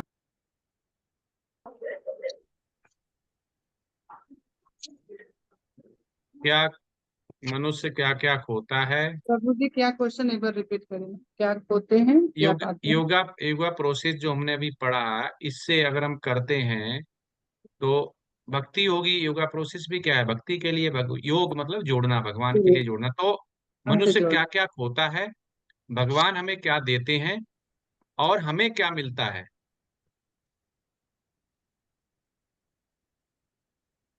तभी तो पता चलेगा ना योगा प्रोसेस से। ये पाएंगे, ये खोएंगे। नहीं तो क्या सोचेंगे, हम तो खो ही रहे, भगवान तो कुछ दे ही नहीं रहा है, तो ये हम क्यों खोएं। मुश्किल से तो हमने जमा कर पाया है। भक्ति प्राप्त होती है। और जो हम खो रहे हैं वो हमारी जो चीजें हैं, वो सारी चीजें जो स्मरण इच्छाएं की मालिक, वो सब हम खोते हैं। और प्राप्त हम बहुत अच्छा। और भी माता जी, और भी बहुत चीजें हैं ना जो हमें नहीं समझ भगवत में धाम आ रही प्रभु हैं। जी भगवत धाम खो देते हैं। प्राप्त करते हैं प्रभु जी। हाँ, पर हाँ सही, बिल्कुल। तो प्राप्त करते हैं या मिलता है? प्रभु जी भक्ति कर रहे हैं तो उस स्तर पर पहुंच जाते हैं कि भगवत धाम के रास्ते खुल जाते हैं हमारे लिए पहुंचने। तो इसको देखो, समझते हैं और सिंपल। भगवान हमें जो है, भक्ति करते हैं, योगा प्रोसेस में हम अगर जाते हैं तो विनंती प्रभु जी और आचार्य लोग तीन ही पॉइंट इसका निचोड़ बताते हैं कि हम क्या क्या खोते हैं। तो आचार्य लोग बताते हैं हम खो देते हैं अच्छे और बुरे कार्य हैं उनका फल।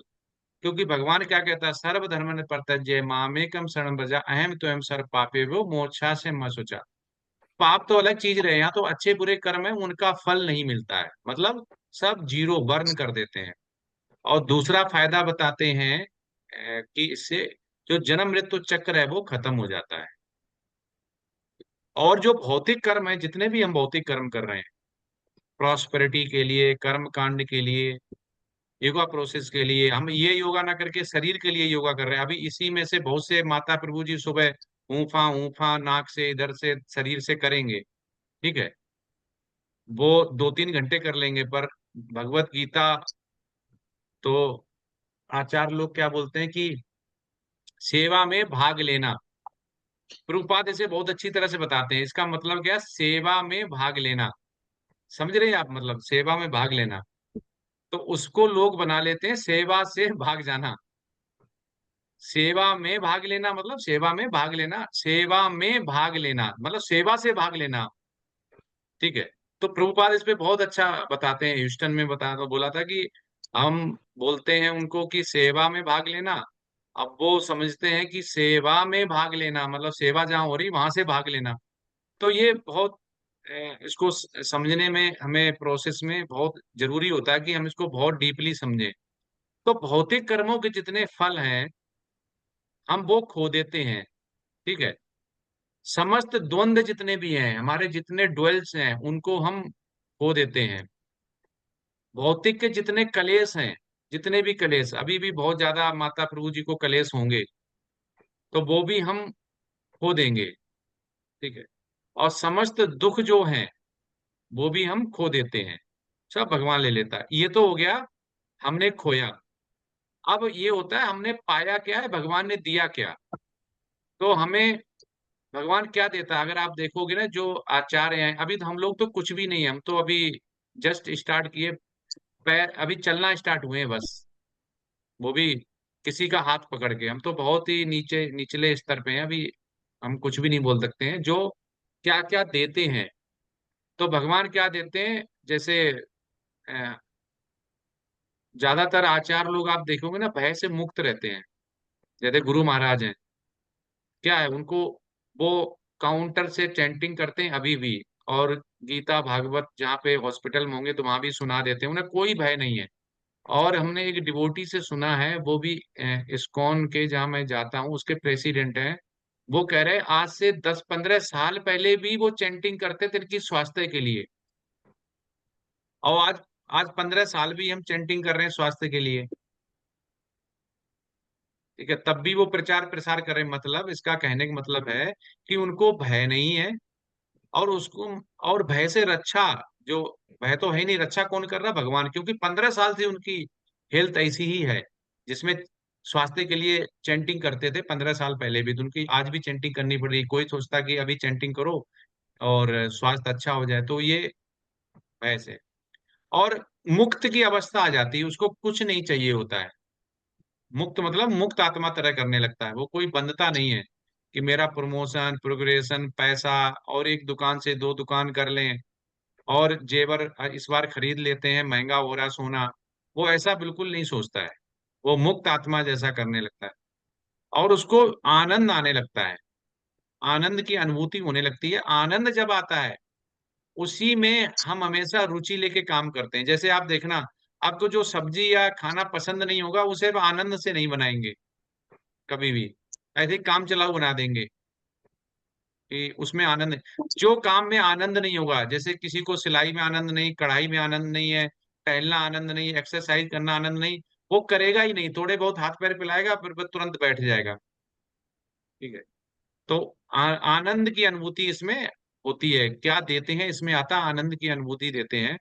और क्या होता है, हम वेद अध्ययन करते हैं, गीता पढ़ते हैं, भागवतम पढ़ते हैं, और इससे हमें क्या होता है, जब ये पढ़ते हैं तो हमें ये पता चल जाता है कि अध्ययन करने से क्या होता है। और जब ये सब जान जाते हैं तो हम तप करते हैं। भगवान हमें क्या देता? तप देता है। तब क्या होगा, जो अभी आसक्ति छोड़ के हम यहाँ 8 बजे से बैठे हुए हैं, नहीं इसी समय तो क्राइम पेट्रोल भी है, घर घर की कहानी भी है, और बहुत सारी सीरियल हैं, तो वो हमने टाइम छोड़ा हुआ है, तब कर रहे हैं। और इसके बाद दान, हम जब जान जाते हैं कि एकादशी आ रही है, उसको दान करना है, और हमें मंदिर बनना है, उसमें दान देना, तो हम ये भी जान जाते हैं, उससे पहले कुछ नहीं जानते हैं। उसके बाद सकाम कर्म के जो फल है, उसकी हम आशा नहीं करते, लेकिन तब भी भगवान क्या कहता है, जो तुम्हारे पास है वो तो रहेगा ही रहेगा, हम भी देंगे। तो कोई सोचता ना कि भगवान नहीं देता, सब छीन लेता, ऐसा नहीं है। क्योंकि हमें ये नहीं पता ना कितना देने वाला था और कितना हमें दे रहा है, वो तो उसे ही पता है। अब आता है मेन चीज, कि मिलता क्या है। ये तो होया खोया पाया। अब आचार्य लोग बताते हैं कि हमें क्या मिलता है। पहला मिलता है भगवान की शरण मिलती है, हमें प्रोटेक्शन मिलती है। हमें विश्वास करना चाहिए कि भगवान हमें हमें चाह रहा है, हमें हमें देख रहा है, हमारी अलग से। अब देखो, जिसका जो बेटा ज्यादा पसंद होगा, या नौकरी करने वाला है एम्प्लाई, उसको कोई पसंद करता होगा, तो उसको प्रोटेक्ट भी करता है। तो ऐसे ही हमारे भगवान श्री कृष्ण जो हैं, अगर उनकी शरण में चले जाओगे कि हे ठाकुर, मैं तो बुद्धिमान नहीं हूं, मेरे बस में तो कुछ नहीं है, लेकिन मैंने अपनी चिंता सारी तुम्हें दे दी है, तुम तो चिंता लेके उसको हर भी सकते हो, और हम चिंता लेके चिता समान घूमते रहेंगे, कर कुछ नहीं पाएंगे, क्योंकि हमारे हाथ में तो कुछ भी नहीं है। तो भगवान क्या करता है, हमें उस चिंता जो है चिता बनने जा रही होती, उसको शरण में लेने के बाद उस चिंता को हटा देता है, और हमें लेनी भी नहीं चाहिए, भगवान के ऊपर छोड़ देना चाहिए। ऐसे ही गुरु महाराज ने एक बार जिक्र किया था कि वो वृंदावन का कोई भक्त मायापुर में आया था, और उसमें उनके जो साथ होते थे, उन्होंने पूछा कि कितनी माला करते हो? तो बोला कि मेरी ऐसी औकात या हैसियत कहाँ कि मैं माला करूं। तो वो डर गए, उन्होंने ये क्या बोलेंगे कि ऐसा क्यों? बोला कि मैं तो कुछ नहीं करता, ठाकुर मुझसे करवाता है। जब तक वो नहीं चाहेगा हम जुड़ेंगे नहीं, वो नहीं चाहेगा तो हम माला करेंगे नहीं। क्योंकि आप बोलो ना, जैसे प्रभु जी माता जी से माला करो, कि नहीं करेंगे, माला करो हरे कृष्ण जपो, नहीं के जपेंगे, हरे कृष्ण जपो नहीं। इतनी देर में तो हरे कृष्ण जप लेते जितनी देर वो मना करते हैं। क्योंकि मना कर रहे हैं ना, तो वो भी मुंह से बोल ही रहे ना, हरे कृष्ण करने में क्या जाता है, नहीं जपेंगे तो नहीं जपेंगे बोला, तो हरे कृष्ण हो गया। लेकिन वो नहीं बोलेंगे नहीं जपेंगे, नहीं जपेंगे, 100 बार बोल लो तो 100 बार बोल लेंगे नहीं जपेंगे। तो ये प्रभुपाद बताते हैं कि हमें भगवान की शरण मिलती है, और हमें शरण में जाना भी चाहिए। और सबसे ज्यादा उत्तम जो हमें मिलता है, वो क्या मिलता है, कोई बताएगा? सबसे लॉटरी जो लगती है, भगवत प्रेम प्रभु जी। नहीं, भगवत प्रेम तो वो सबसे बड़ा नहीं हुआ। भगवत प्रेम के बाद भी हम यहाँ रह सकते हैं, फिर जन्म मृत्यु जरा बेयाद रहे होगी। कृष्ण भक्ति। नहीं, राम कृष्ण प्रभु भक्ति। जी प्रभु जी। भवबंधन मन की से शांति मुक्ति। प्रभु जी। वैकुंठ धाम, भगवत धाम। हाँ, यस प्रभु माता जी, जी, बिल्कुल हमारा सही है। हमारा हृदय और शुद्ध जो होगा और अल्टीमेट हमारा जो लक्ष्य है, जो हमारा हमारा घर का, गोल है, लक्ष्य है जो हमारा लक्ष्य है, जो हमारा घर है, हमें वहां तो जाना ही है ना जहाँ पे घर है हमारा। हम चलो नाराज होके आ गए, हमारी ऐसी इच्छा थी, लेकिन घर तो हमें वापिस जाना पड़ेगा, नहीं तो हम घर अपने नहीं जाएंगे। देखो, अपने घर में अलग ही बात होती है, हम मामा बुआ मौसी के कहीं भी चले जाएं, कितने दिन रह लेंगे। गुरु महाराज क्या बताते हैं कि अगर हम बीमार हो जाएं, हॉस्पिटल जाएं और होटल में जाएं, ठीक है, होटल में आप कितने दिन रह लोगे? कितने दिन? 1 महीना, 2 महीना। एक दिन वो बोल ही देगा कि आपके पास पैसा छीड़ होने लगेगा, वो बोल ही देगा कि भाई रहना चाहते हो रहो, नहीं तो पैसा भरो। तो आप कब तक पैसा भरते रहोगे? ऐसे ही हॉस्पिटल में है, जब आपका शरीर स्वस्थ हो जाएगा तो आप ना रहना चाहोगे, ना वो हॉस्पिटल वाला रखना चाहे। कभी आपने देखा है कोई स्वस्थ होने के बाद भी हॉस्पिटल में रहा हो? 1 घंटे भी नहीं रुकता है, कह रहा जल्दी डिस्चार्ज कराओ यहाँ से, चलो। ऐसे ही जो भौतिक ये जो है, जहाँ हम बैठे हुए, अभी आप सोच रहे होंगे बहुत शाम हो गई है, अभी आराम से आनंद लेंगे और ये खाएंगे वो खाएंगे, सुबह वहां जाएंगे, घूमने फिरने जाएंगे, ये सीरियल देखेंगे, ये क्या है? ये हॉस्पिटल जैसा हम सोच रहे हैं। और जैसे हम बीमार हैं अभी, ठीक है, जिस दिन हम सही हो जाएंगे, मतलब जिस समय भगवान से जुड़ जाएंगे, और सही होने का मतलब है कि आध्यात्म से आंखों से हम समझने लगेंगे कि हम कहाँ फंसे हुए हैं, उसी दिन आप यहाँ रहना नहीं चाहेंगे, ये घर को छोड़ना चाहेंगे कि यहाँ तो बहुत ही, ये तो दुखालय है। लेकिन क्या सोचते हैं, मनुष्य भूल जाता है कि जो सत्य है सबसे, कि इसे छोड़ के जाना, तब भी वो आधिपत्य यहाँ जमाना चाहता है।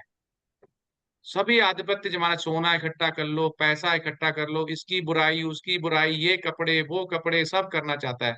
और सुबह का पता नहीं होता है कि सुबह उठेंगे नहीं उठेंगे, सोते ही रह जाएंगे। लेकिन सोने तक वो पता नहीं क्या क्या प्रपंच सोचता है, दिमाग में क्या चलता रहता है, कल क्या करेंगे क्या नहीं करेंगे। तो प्रभुपाद इसमें बताते हैं, इसी अगर आप वो पढ़ेंगे तात्पर्य, तो प्रभुपाद इसमें बताते हैं कि जो योग बोला गया, योग मतलब जोड़ना। हम चाहे उसको शरीर के लिए जोड़ें, चाहे आत्मा के लिए जोड़ें, लेकिन शरीर के लिए अगर जोड़ेंगे तो जो प्योर योगा बोला गया ना, जो आज आज लोग करवा रहे हैं, ये योगा वो योगा, पता नहीं किस तरह के, कितने तरह के योगा हैं, जो कि विदेश में भी काफी फैला हुआ है। तो कह रहे हैं योग का मुख्य उद्देश्य, वो कह रहे हैं प्रभुपाद, ये होना चाहिए कि मन को हम संयमित करें और भौतिक जितनी चीजें हैं उनसे विरक्ति करें। वो कह रहे हैं ये पर्पज होना चाहिए हमारा। और वो कह रहे हैं हमारा मन क्या है, एक तरह का ड्राइवर है, और ये शरीर कह रहे हैं वो गाड़ी है। अब इस गाड़ी को ही वो जो मन है, जो बना बैठा है ड्राइवर, वो ही ले इधर उधर ले जा सकता है। तो अगर मन को, ड्राइवर को कंट्रोल कर लो, तो ये गाड़ी जो है अपने आप कंट्रोल हो जाएगी। तो इसलिए हमें भगवान की भक्ति करनी चाहिए, सुबह उठ के मंगला आरती हो गया, मंगलाचरण हो गया, तो ये हमें सब कुछ करना चाहिए। और प्रसादम बनाना चाहिए, प्रसादम पाना चाहिए, हमें किसी न किसी तरह से भगवान की भक्ति करनी चाहिए। तो इसका जो उत्तम निष्कर्ष क्या है? उत्तम निष्कर्ष यही है कि हमें भक्ति ही जो है सर्वश्रेष्ठ मार्ग निकल के आया है। ये युवा प्रोसेस में देखा जाए, एक यही एक तरह का लिफ्ट है जो हमें भगवत धाम ले जा सकती है, कृष्ण तक पहुंचा सकती है। क्योंकि 6.47 में क्या बोलते हैं भगवान कि योगी नाम आप सर्वेशम मदेन्तरातर त्वमनः श्रद्धा न वाजते यो माम सा में युक्त तमो मता। कह रहे कि समस्त जो योगी हैं, उनमें से जो योगी बहुत ज्यादा श्रद्धा पूर्वक मेरी उपासना करता है, या मेरे बारे में सोचता है कि मुझे ये करना चाहिए वो करना चाहिए, तो कह रहे कि वो ही सर्वोच्च योगी है। उसके लिए ऐसा नहीं कि छोड़ो घर बार चलो हरिद्वार, गृहस्थ जीवन में भी रहते हुए अगर हम भगवान की भक्ति कर रहे हैं तो ये सबसे उत्तम माना गया है। क्योंकि प्रभुपाद देखिए, जितने आचार्य देखिए, सारे गृहस्थ हैं। भगवान श्री कृष्ण खुद गृहस्थ थे, उन्होंने कोई ऐसा नहीं हुआ कि छोड़ छाड़ के जंगल में चले गए हों, नहीं। तो योग प्रक्रियाएं जो बताई गई हैं, योगा प्रोसेस, अंतिम यही है कि ये सब किसके लिए है? भक्ति योग के लिए है। और योग जो प्रक्रिया है वो भगवान तक पहुंचने के लिए यूज करनी चाहिए। और अगर यूज करेंगे तो क्या होगा? हमें वैष्णव का साथ मिलेगा, हमें भक्ति मिलेगी, और कृष्ण भावना अमृत होके हम दिव्य आनंद लेंगे। और आनंदमयो अवसात, वेदांत सूत्र में आता है कि आनंद की अनुभूति ऐसी रहती है कि उसके बाद कोई आकांक्षा नहीं रहती। इतना हायर टेस्ट होता है ये कि इसके बाद दूसरा नहीं। जैसे अब रसगुल्ला खा लिया आपने, अब रसगुल्ला के बाद आपको कहे कोई अब रोटी खा लो, ठीक है, तो आपको उतना आनंद नहीं आएगा जितना रसगुल्ला में आया। एक रसगुल्ला और खा लोगे तो, अब कोई कहे रसगुल्ला खा लिया, अब ये नमक का पानी पी लो, आप कहोगे पागल हो गए क्या, ये रसगुल्ला के बाद कौन स्वाद बिगाड़ेगा? तो ऐसा ही ये भगवत धाम का जो प्रोसेस है जाने का, तो ये एक तरह का रसगुल्ला है। जिसको टेस्ट लग गया वो उसको लेता जाएगा, नहीं टेस्ट लगा तो वो क्या करेगा? नमक का पानी जो है, नमक का पानी क्या है? जो हमारी भौतिक जितनी भी क्रियाएं हैं वो यूज करते रहेंगे। तो इसमें से हमें भक्ति के लिए जो उत्तम है वो हमें यूज करना चाहिए, और जो भक्ति के लिए उत्तम नहीं है वो हमें प्रोसेस नहीं समझना चाहिए, जो कि कलयुग में आज व्यापार बना रखा है योगा के नाम पे। वो सब शरीर के लिए है, लेकिन हमें क्या आत्मा के स्तर पर सोचना है। हरे कृष्णा। किसी का कोई प्रश्न हो तो पूछ सकते हैं, नहीं तो विराम देते हैं। हरे कृष्णा प्रभु जी। जिग्ना माता जी कुछ कहना चाहती थी, अपने पर्सनल एक्सपीरियंस। जिग्ना माता जी। बताइए माता जिग्ना माता जी। सारे वीडियो तो गायब ही हो गए, कौन माता कौन प्रभु कुछ पता नहीं चल रहा अब तो। हरे कृष्णा। हरे कृष्ण प्रभु जी। हरे कृष्ण प्रभु जी। प्रभु जी जैसे मैं अपनी पर्सनल एक्सपीरियंस शेयर करना चाहती थी। मैं ये कहना चाहती थी कि जैसे गुरु जी जैसे प्रभुपाद न्यूयॉर्क में गए, वहां जाके उन्होंने हिप्पियों को कन्वर्ट कर दिया। उस समय उनके पास कोई साधन नहीं था, ना कोई सोशल मीडिया प्लेटफॉर्म था, ना कोई ऐसे लिंक थे, ना कोई ऐसी ऐसी जगह थी जहां वो बैठ के ऐसे प्रचार कर सके। वो जो अपने में करते थे, अपने शिष्यों के साथ, अपने साथ, अपनी अपने गुरु महाराज की आज्ञा से वो ही करते रहे। और एक न्यूयॉर्क में एक पेड़ के नीचे बैठ के एक पार्क में उन्होंने सिर्फ हरे कृष्ण महामंत्र का जाप शुरू कर दिया। वैसे ही मैं यहाँ यूके में रह रही हूँ, तो जैसे मेरे भी आसपास इतनी सारी चीजें जो होती है, अब मैं कृष्णामय हुई हूँ तब से मुझे ये सब चीजें पसंद नहीं है। पहले 4 साल पहले की बात करें तो मैं दारू का सेवन करती थी, मैं मीट खाती थी, हमारे घर में होता था।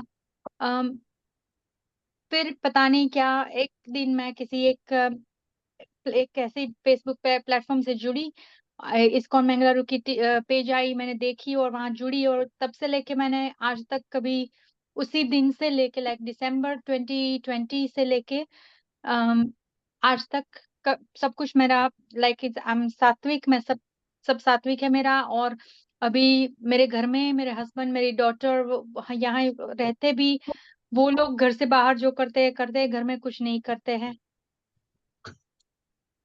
हरि बोल तो माता जी, बहुत हरि सुंदर है। बोल माता जी। अब हरि बोल। आपका जो प्रश्न है इसी में जो आपने बोला है इसमें प्रश्न भी है कि ऐसा आपके साथ हुआ क्यों, 2020 में ये हुआ। तो उसका जी भगवान खुद आपका जो आंसर बताते हैं, गीता में सब तरह का आंसर है। आप 7.19 पढ़ लेना माता जी का, आपका उसमें प्रश्न का आंसर छिपा हुआ है। वो क्या कह रहे हैं उसमें 7.19 में है, हाँ, बहु नाम जन्मानंते ज्ञानवानमा प्रबद्धते वासुदेवा सर्वमति सा महात्मा सुदुर्लभा। तो कह रहे कि हमने अगर हाई स्कूल किया, ठीक है, तो इन 11th में जब ही जाएंगे जब हाई स्कूल की मार्कशीट दिखाएंगे, समझ रहे?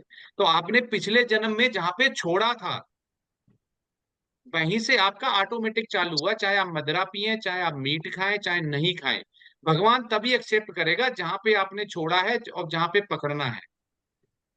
क्योंकि ये पूरा साइकिल है। जैसे धृतराष्ट्र को 50 जन्म बाद उसको दंड मिला था, 49 जन्म में कुछ नहीं किया। अगर हम ये सोचें कि भी मेरा पाप कट रहा है, हम भगवान से नहीं जुड़े, इस बार हम जन्म मरेंगे तो हमारे पाप सारे कट के प्योर जीरो हो जाएंगे, अगली बार हमें जन्म नहीं मिलेगा। ठीक है, अगर हमारा पाप नहीं कट पाए, भगवान की शुद्ध भक्ति नहीं कर पाए, तो ऐसा नहीं है अगले जन्म में हम बिल्कुल काट लेंगे और अगले जन्म में भगवत धाम चले जाएंगे। वो जी किस प्रभु जी। समय किस जन्म में कैसे कॉम्बिनेशन बनेगा उसके ऊपर होता है। धृतराष्ट्र का जब कॉम्बिनेशन 50 साल 50 जन्म बाद बना, तभी भगवान ने उसको दंड दिया।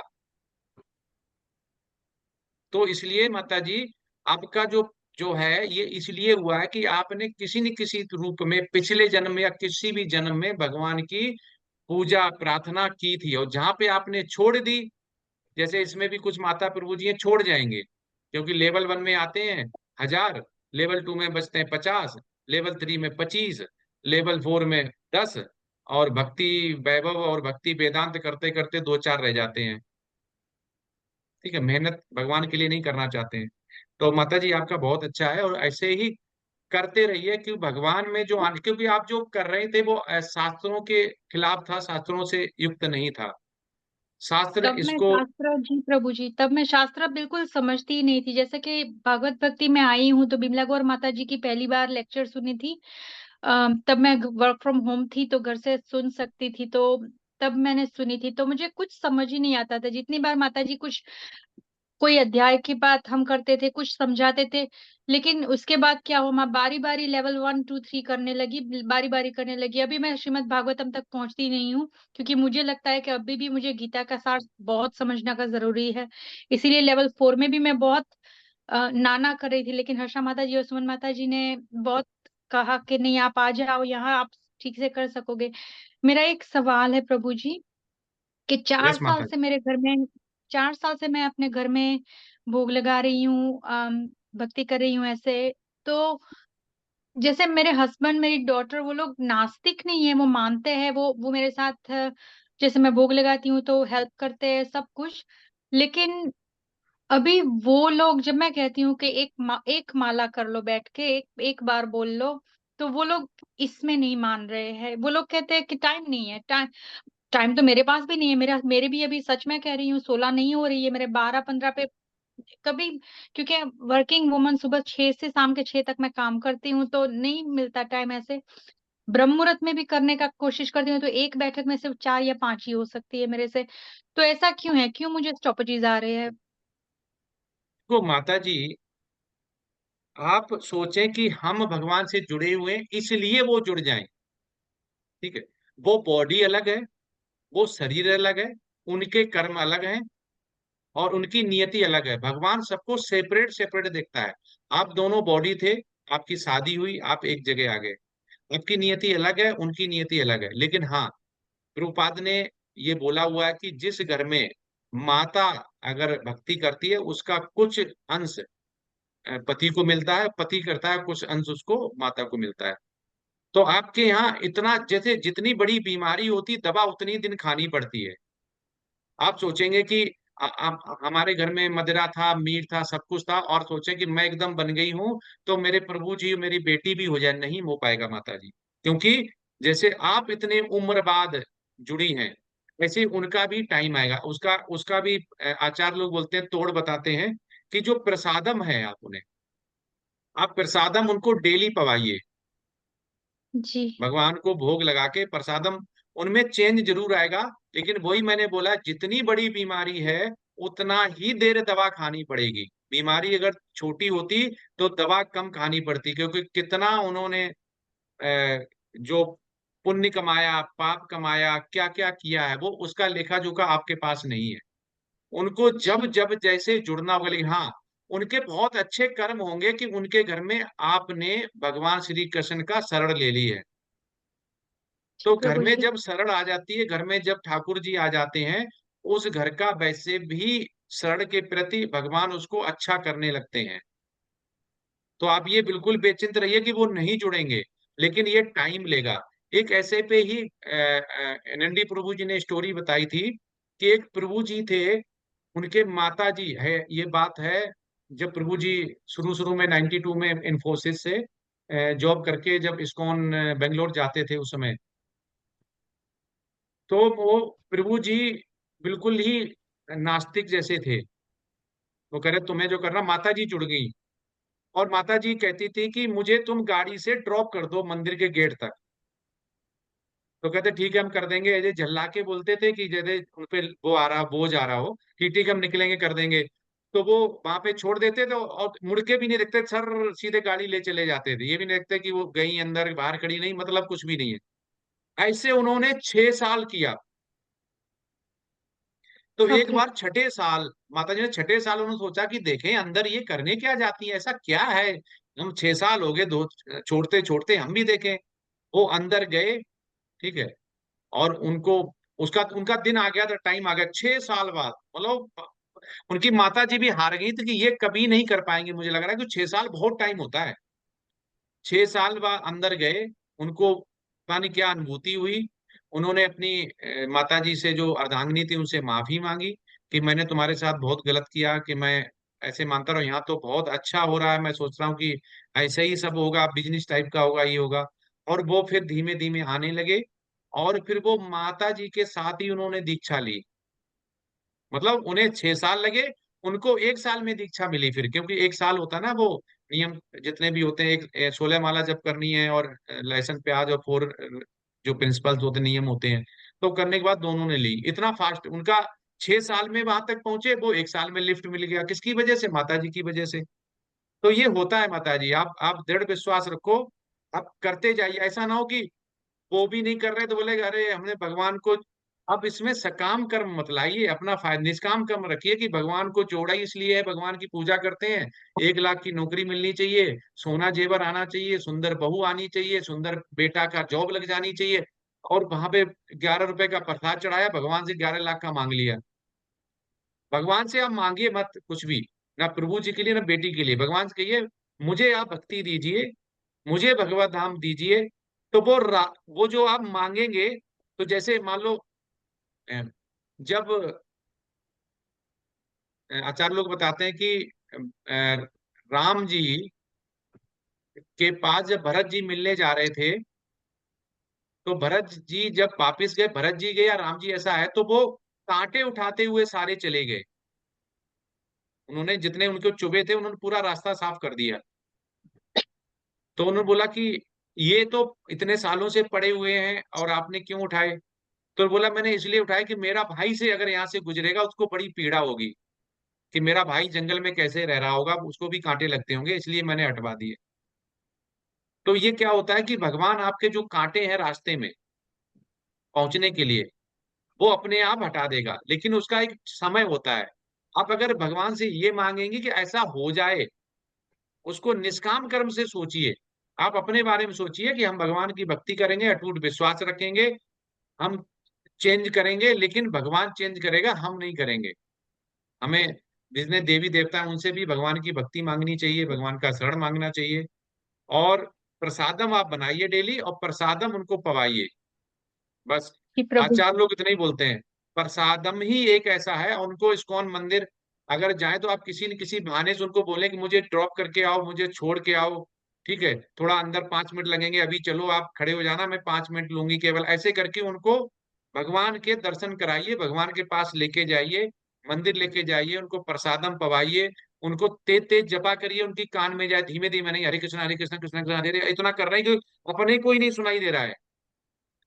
इतना तेज करिए कि उनको जब वो आसपास हो उनके पास घूम घूम के करिए, जा जाके जहां पे भी बैठे हो करें, जानबूझ के जाइए। जी तो प्रभु जी। ये अनुभव से बोला जाता है, जितना आचार्य लोग इस प्रश्न का क्वेश्चन बताते हैं, ये कि इसमें वेट एंड वॉच, टाइम आएगा। अगर आप उनके घर में एक फूल खिला है भगवान के नाम का, तो और भी खिलेंगे, क्योंकि पौधे में कभी एक फूल नहीं आता, बहुत सारे आते हैं। और जी भगवान ने प्रभु जी। नियत किया है, भगवान ने नियत किया है कि आप उनके बीच में से भगवान की भक्ति करी है। जब आप कर सकती, वो क्यों नहीं कर सकते हैं? लेकिन आप जी सोचें कि प्रभु। मैं इंस्टेंट चेंज कर देंगे, वो नहीं होगा, क्योंकि भगवान ने उसका भी टाइम समय निश्चित कर रखा है। किसके द्वारा? आपके द्वारा, किसी के द्वारा कर तो जरूर रखा है, तभी आप उस घर में बने। जैसे हिप्पी का देखो, ने बताया कि सबसे शूद्र से भी नीचे थे, जी। शूद्र से भी पतन में थे। रूपाद ने बोला कि सबसे टफेस्ट जॉब लूंगा मैं, इनको पहले मैं भक्त बनाऊंगा, अगर ये बन गए तो सभी बन जाएंगे। अंग्रेज ऊपर से हिप्पी बहिष्कार किए हुए, क्या काम नहीं करते थे वो, दुनिया का कोई ऐसा काम नहीं बना जो वो करते नहीं थे। तो उनको भी, उनको, अब वो सबसे शुद्ध भक्त बन गए। तो इसलिए माता जी भगवान पे विश्वास रखिए और ये होगा जरूर। जी प्रभु आप जी, वो वेस्टर्न पद्धति, मेरे हस्बैंड का तो ठीक है, लेकिन वेस्टर्न पद्धति से बच्चे जैसे थोड़ा बहुत मानते हैं, लेकिन अभी आपने जैसे कहा कि उनके आसपास प्रसाद हम तो रोज हम सारे लेते हैं, क्योंकि सात्विक की प्रसाद लेते हैं हम लोग। अम, फिर भी कभी कभी मुझे निराशा हो जाती है कि मैं इतना कर रही हूँ, बच्ची क्यों नहीं मान रही है ऐसे जैसे मानना चाहिए उसे। पर जी, आपकी advice, thank you so much प्रभु जी। हरे कृष्णा। नहीं माता जी, वही कह रहे हैं कि आप सकाम कर्म से मत सोचिए कि मैंने ऐसा किया भगवान तो वो ऐसा इनके साथ कर दे। उनके जो पुण्य हैं वो छीड़ हो गए हैं। जैसे ही पुण्य उनके छीड़ होते होते वो पाप है वो छीड़ होते थे आपके द्वारा कम होंगे, तो उनके पुण्य जैसे ही भारी पड़ जाएंगे उनपे। ठीक है, प्लस माइनस जैसे होता है वैसे ही वो अपने आप उसी भी रूटीन में आ जाएंगे। जो मैंने बताया वही करिए कि चैंटिंग इतना तेज करिए कि उन्हें सुनाई दे, प्रसादम उन्हें पवाइए, किसी न किसी बहाने से उनको मंदिर ले जाइए, उनकी सीढ़ियों तक ले जाइए, मंदिर भगवान के सुंदर विग्रह के दर्शन कराइए, उनको घर में सुंदर विग्रह हो तो उनके दर्शन कराइए, आरती करिए, मंगल आरती करिए, प्रसादम पवाइए, करिए, उनका जरूर चेंज होगा। और जब प्रभुपाद आपके घर में तो हिप्पी भी नहीं है, प्रभुपाद ने हिप्पियों को चेंज कर दिया, तो हम तो इंडियन है जिनके यहाँ वैदिक संस्कृत शास्त्र सब पहले से ही हैं विद्यमान। तो इसलिए माता जी ये जरूर चेंज होगा, इट विल टेक टाइम। तो अब जी वेट एंड वॉच करिए, कीप पेशेंस, और वो जरूर होगा। ऐसा हो नहीं सकता कि, अब मैं अपना बताता हूँ, मेरा सुनिए। मैं मैं पहले वीडियो बंद कर देता हूँ।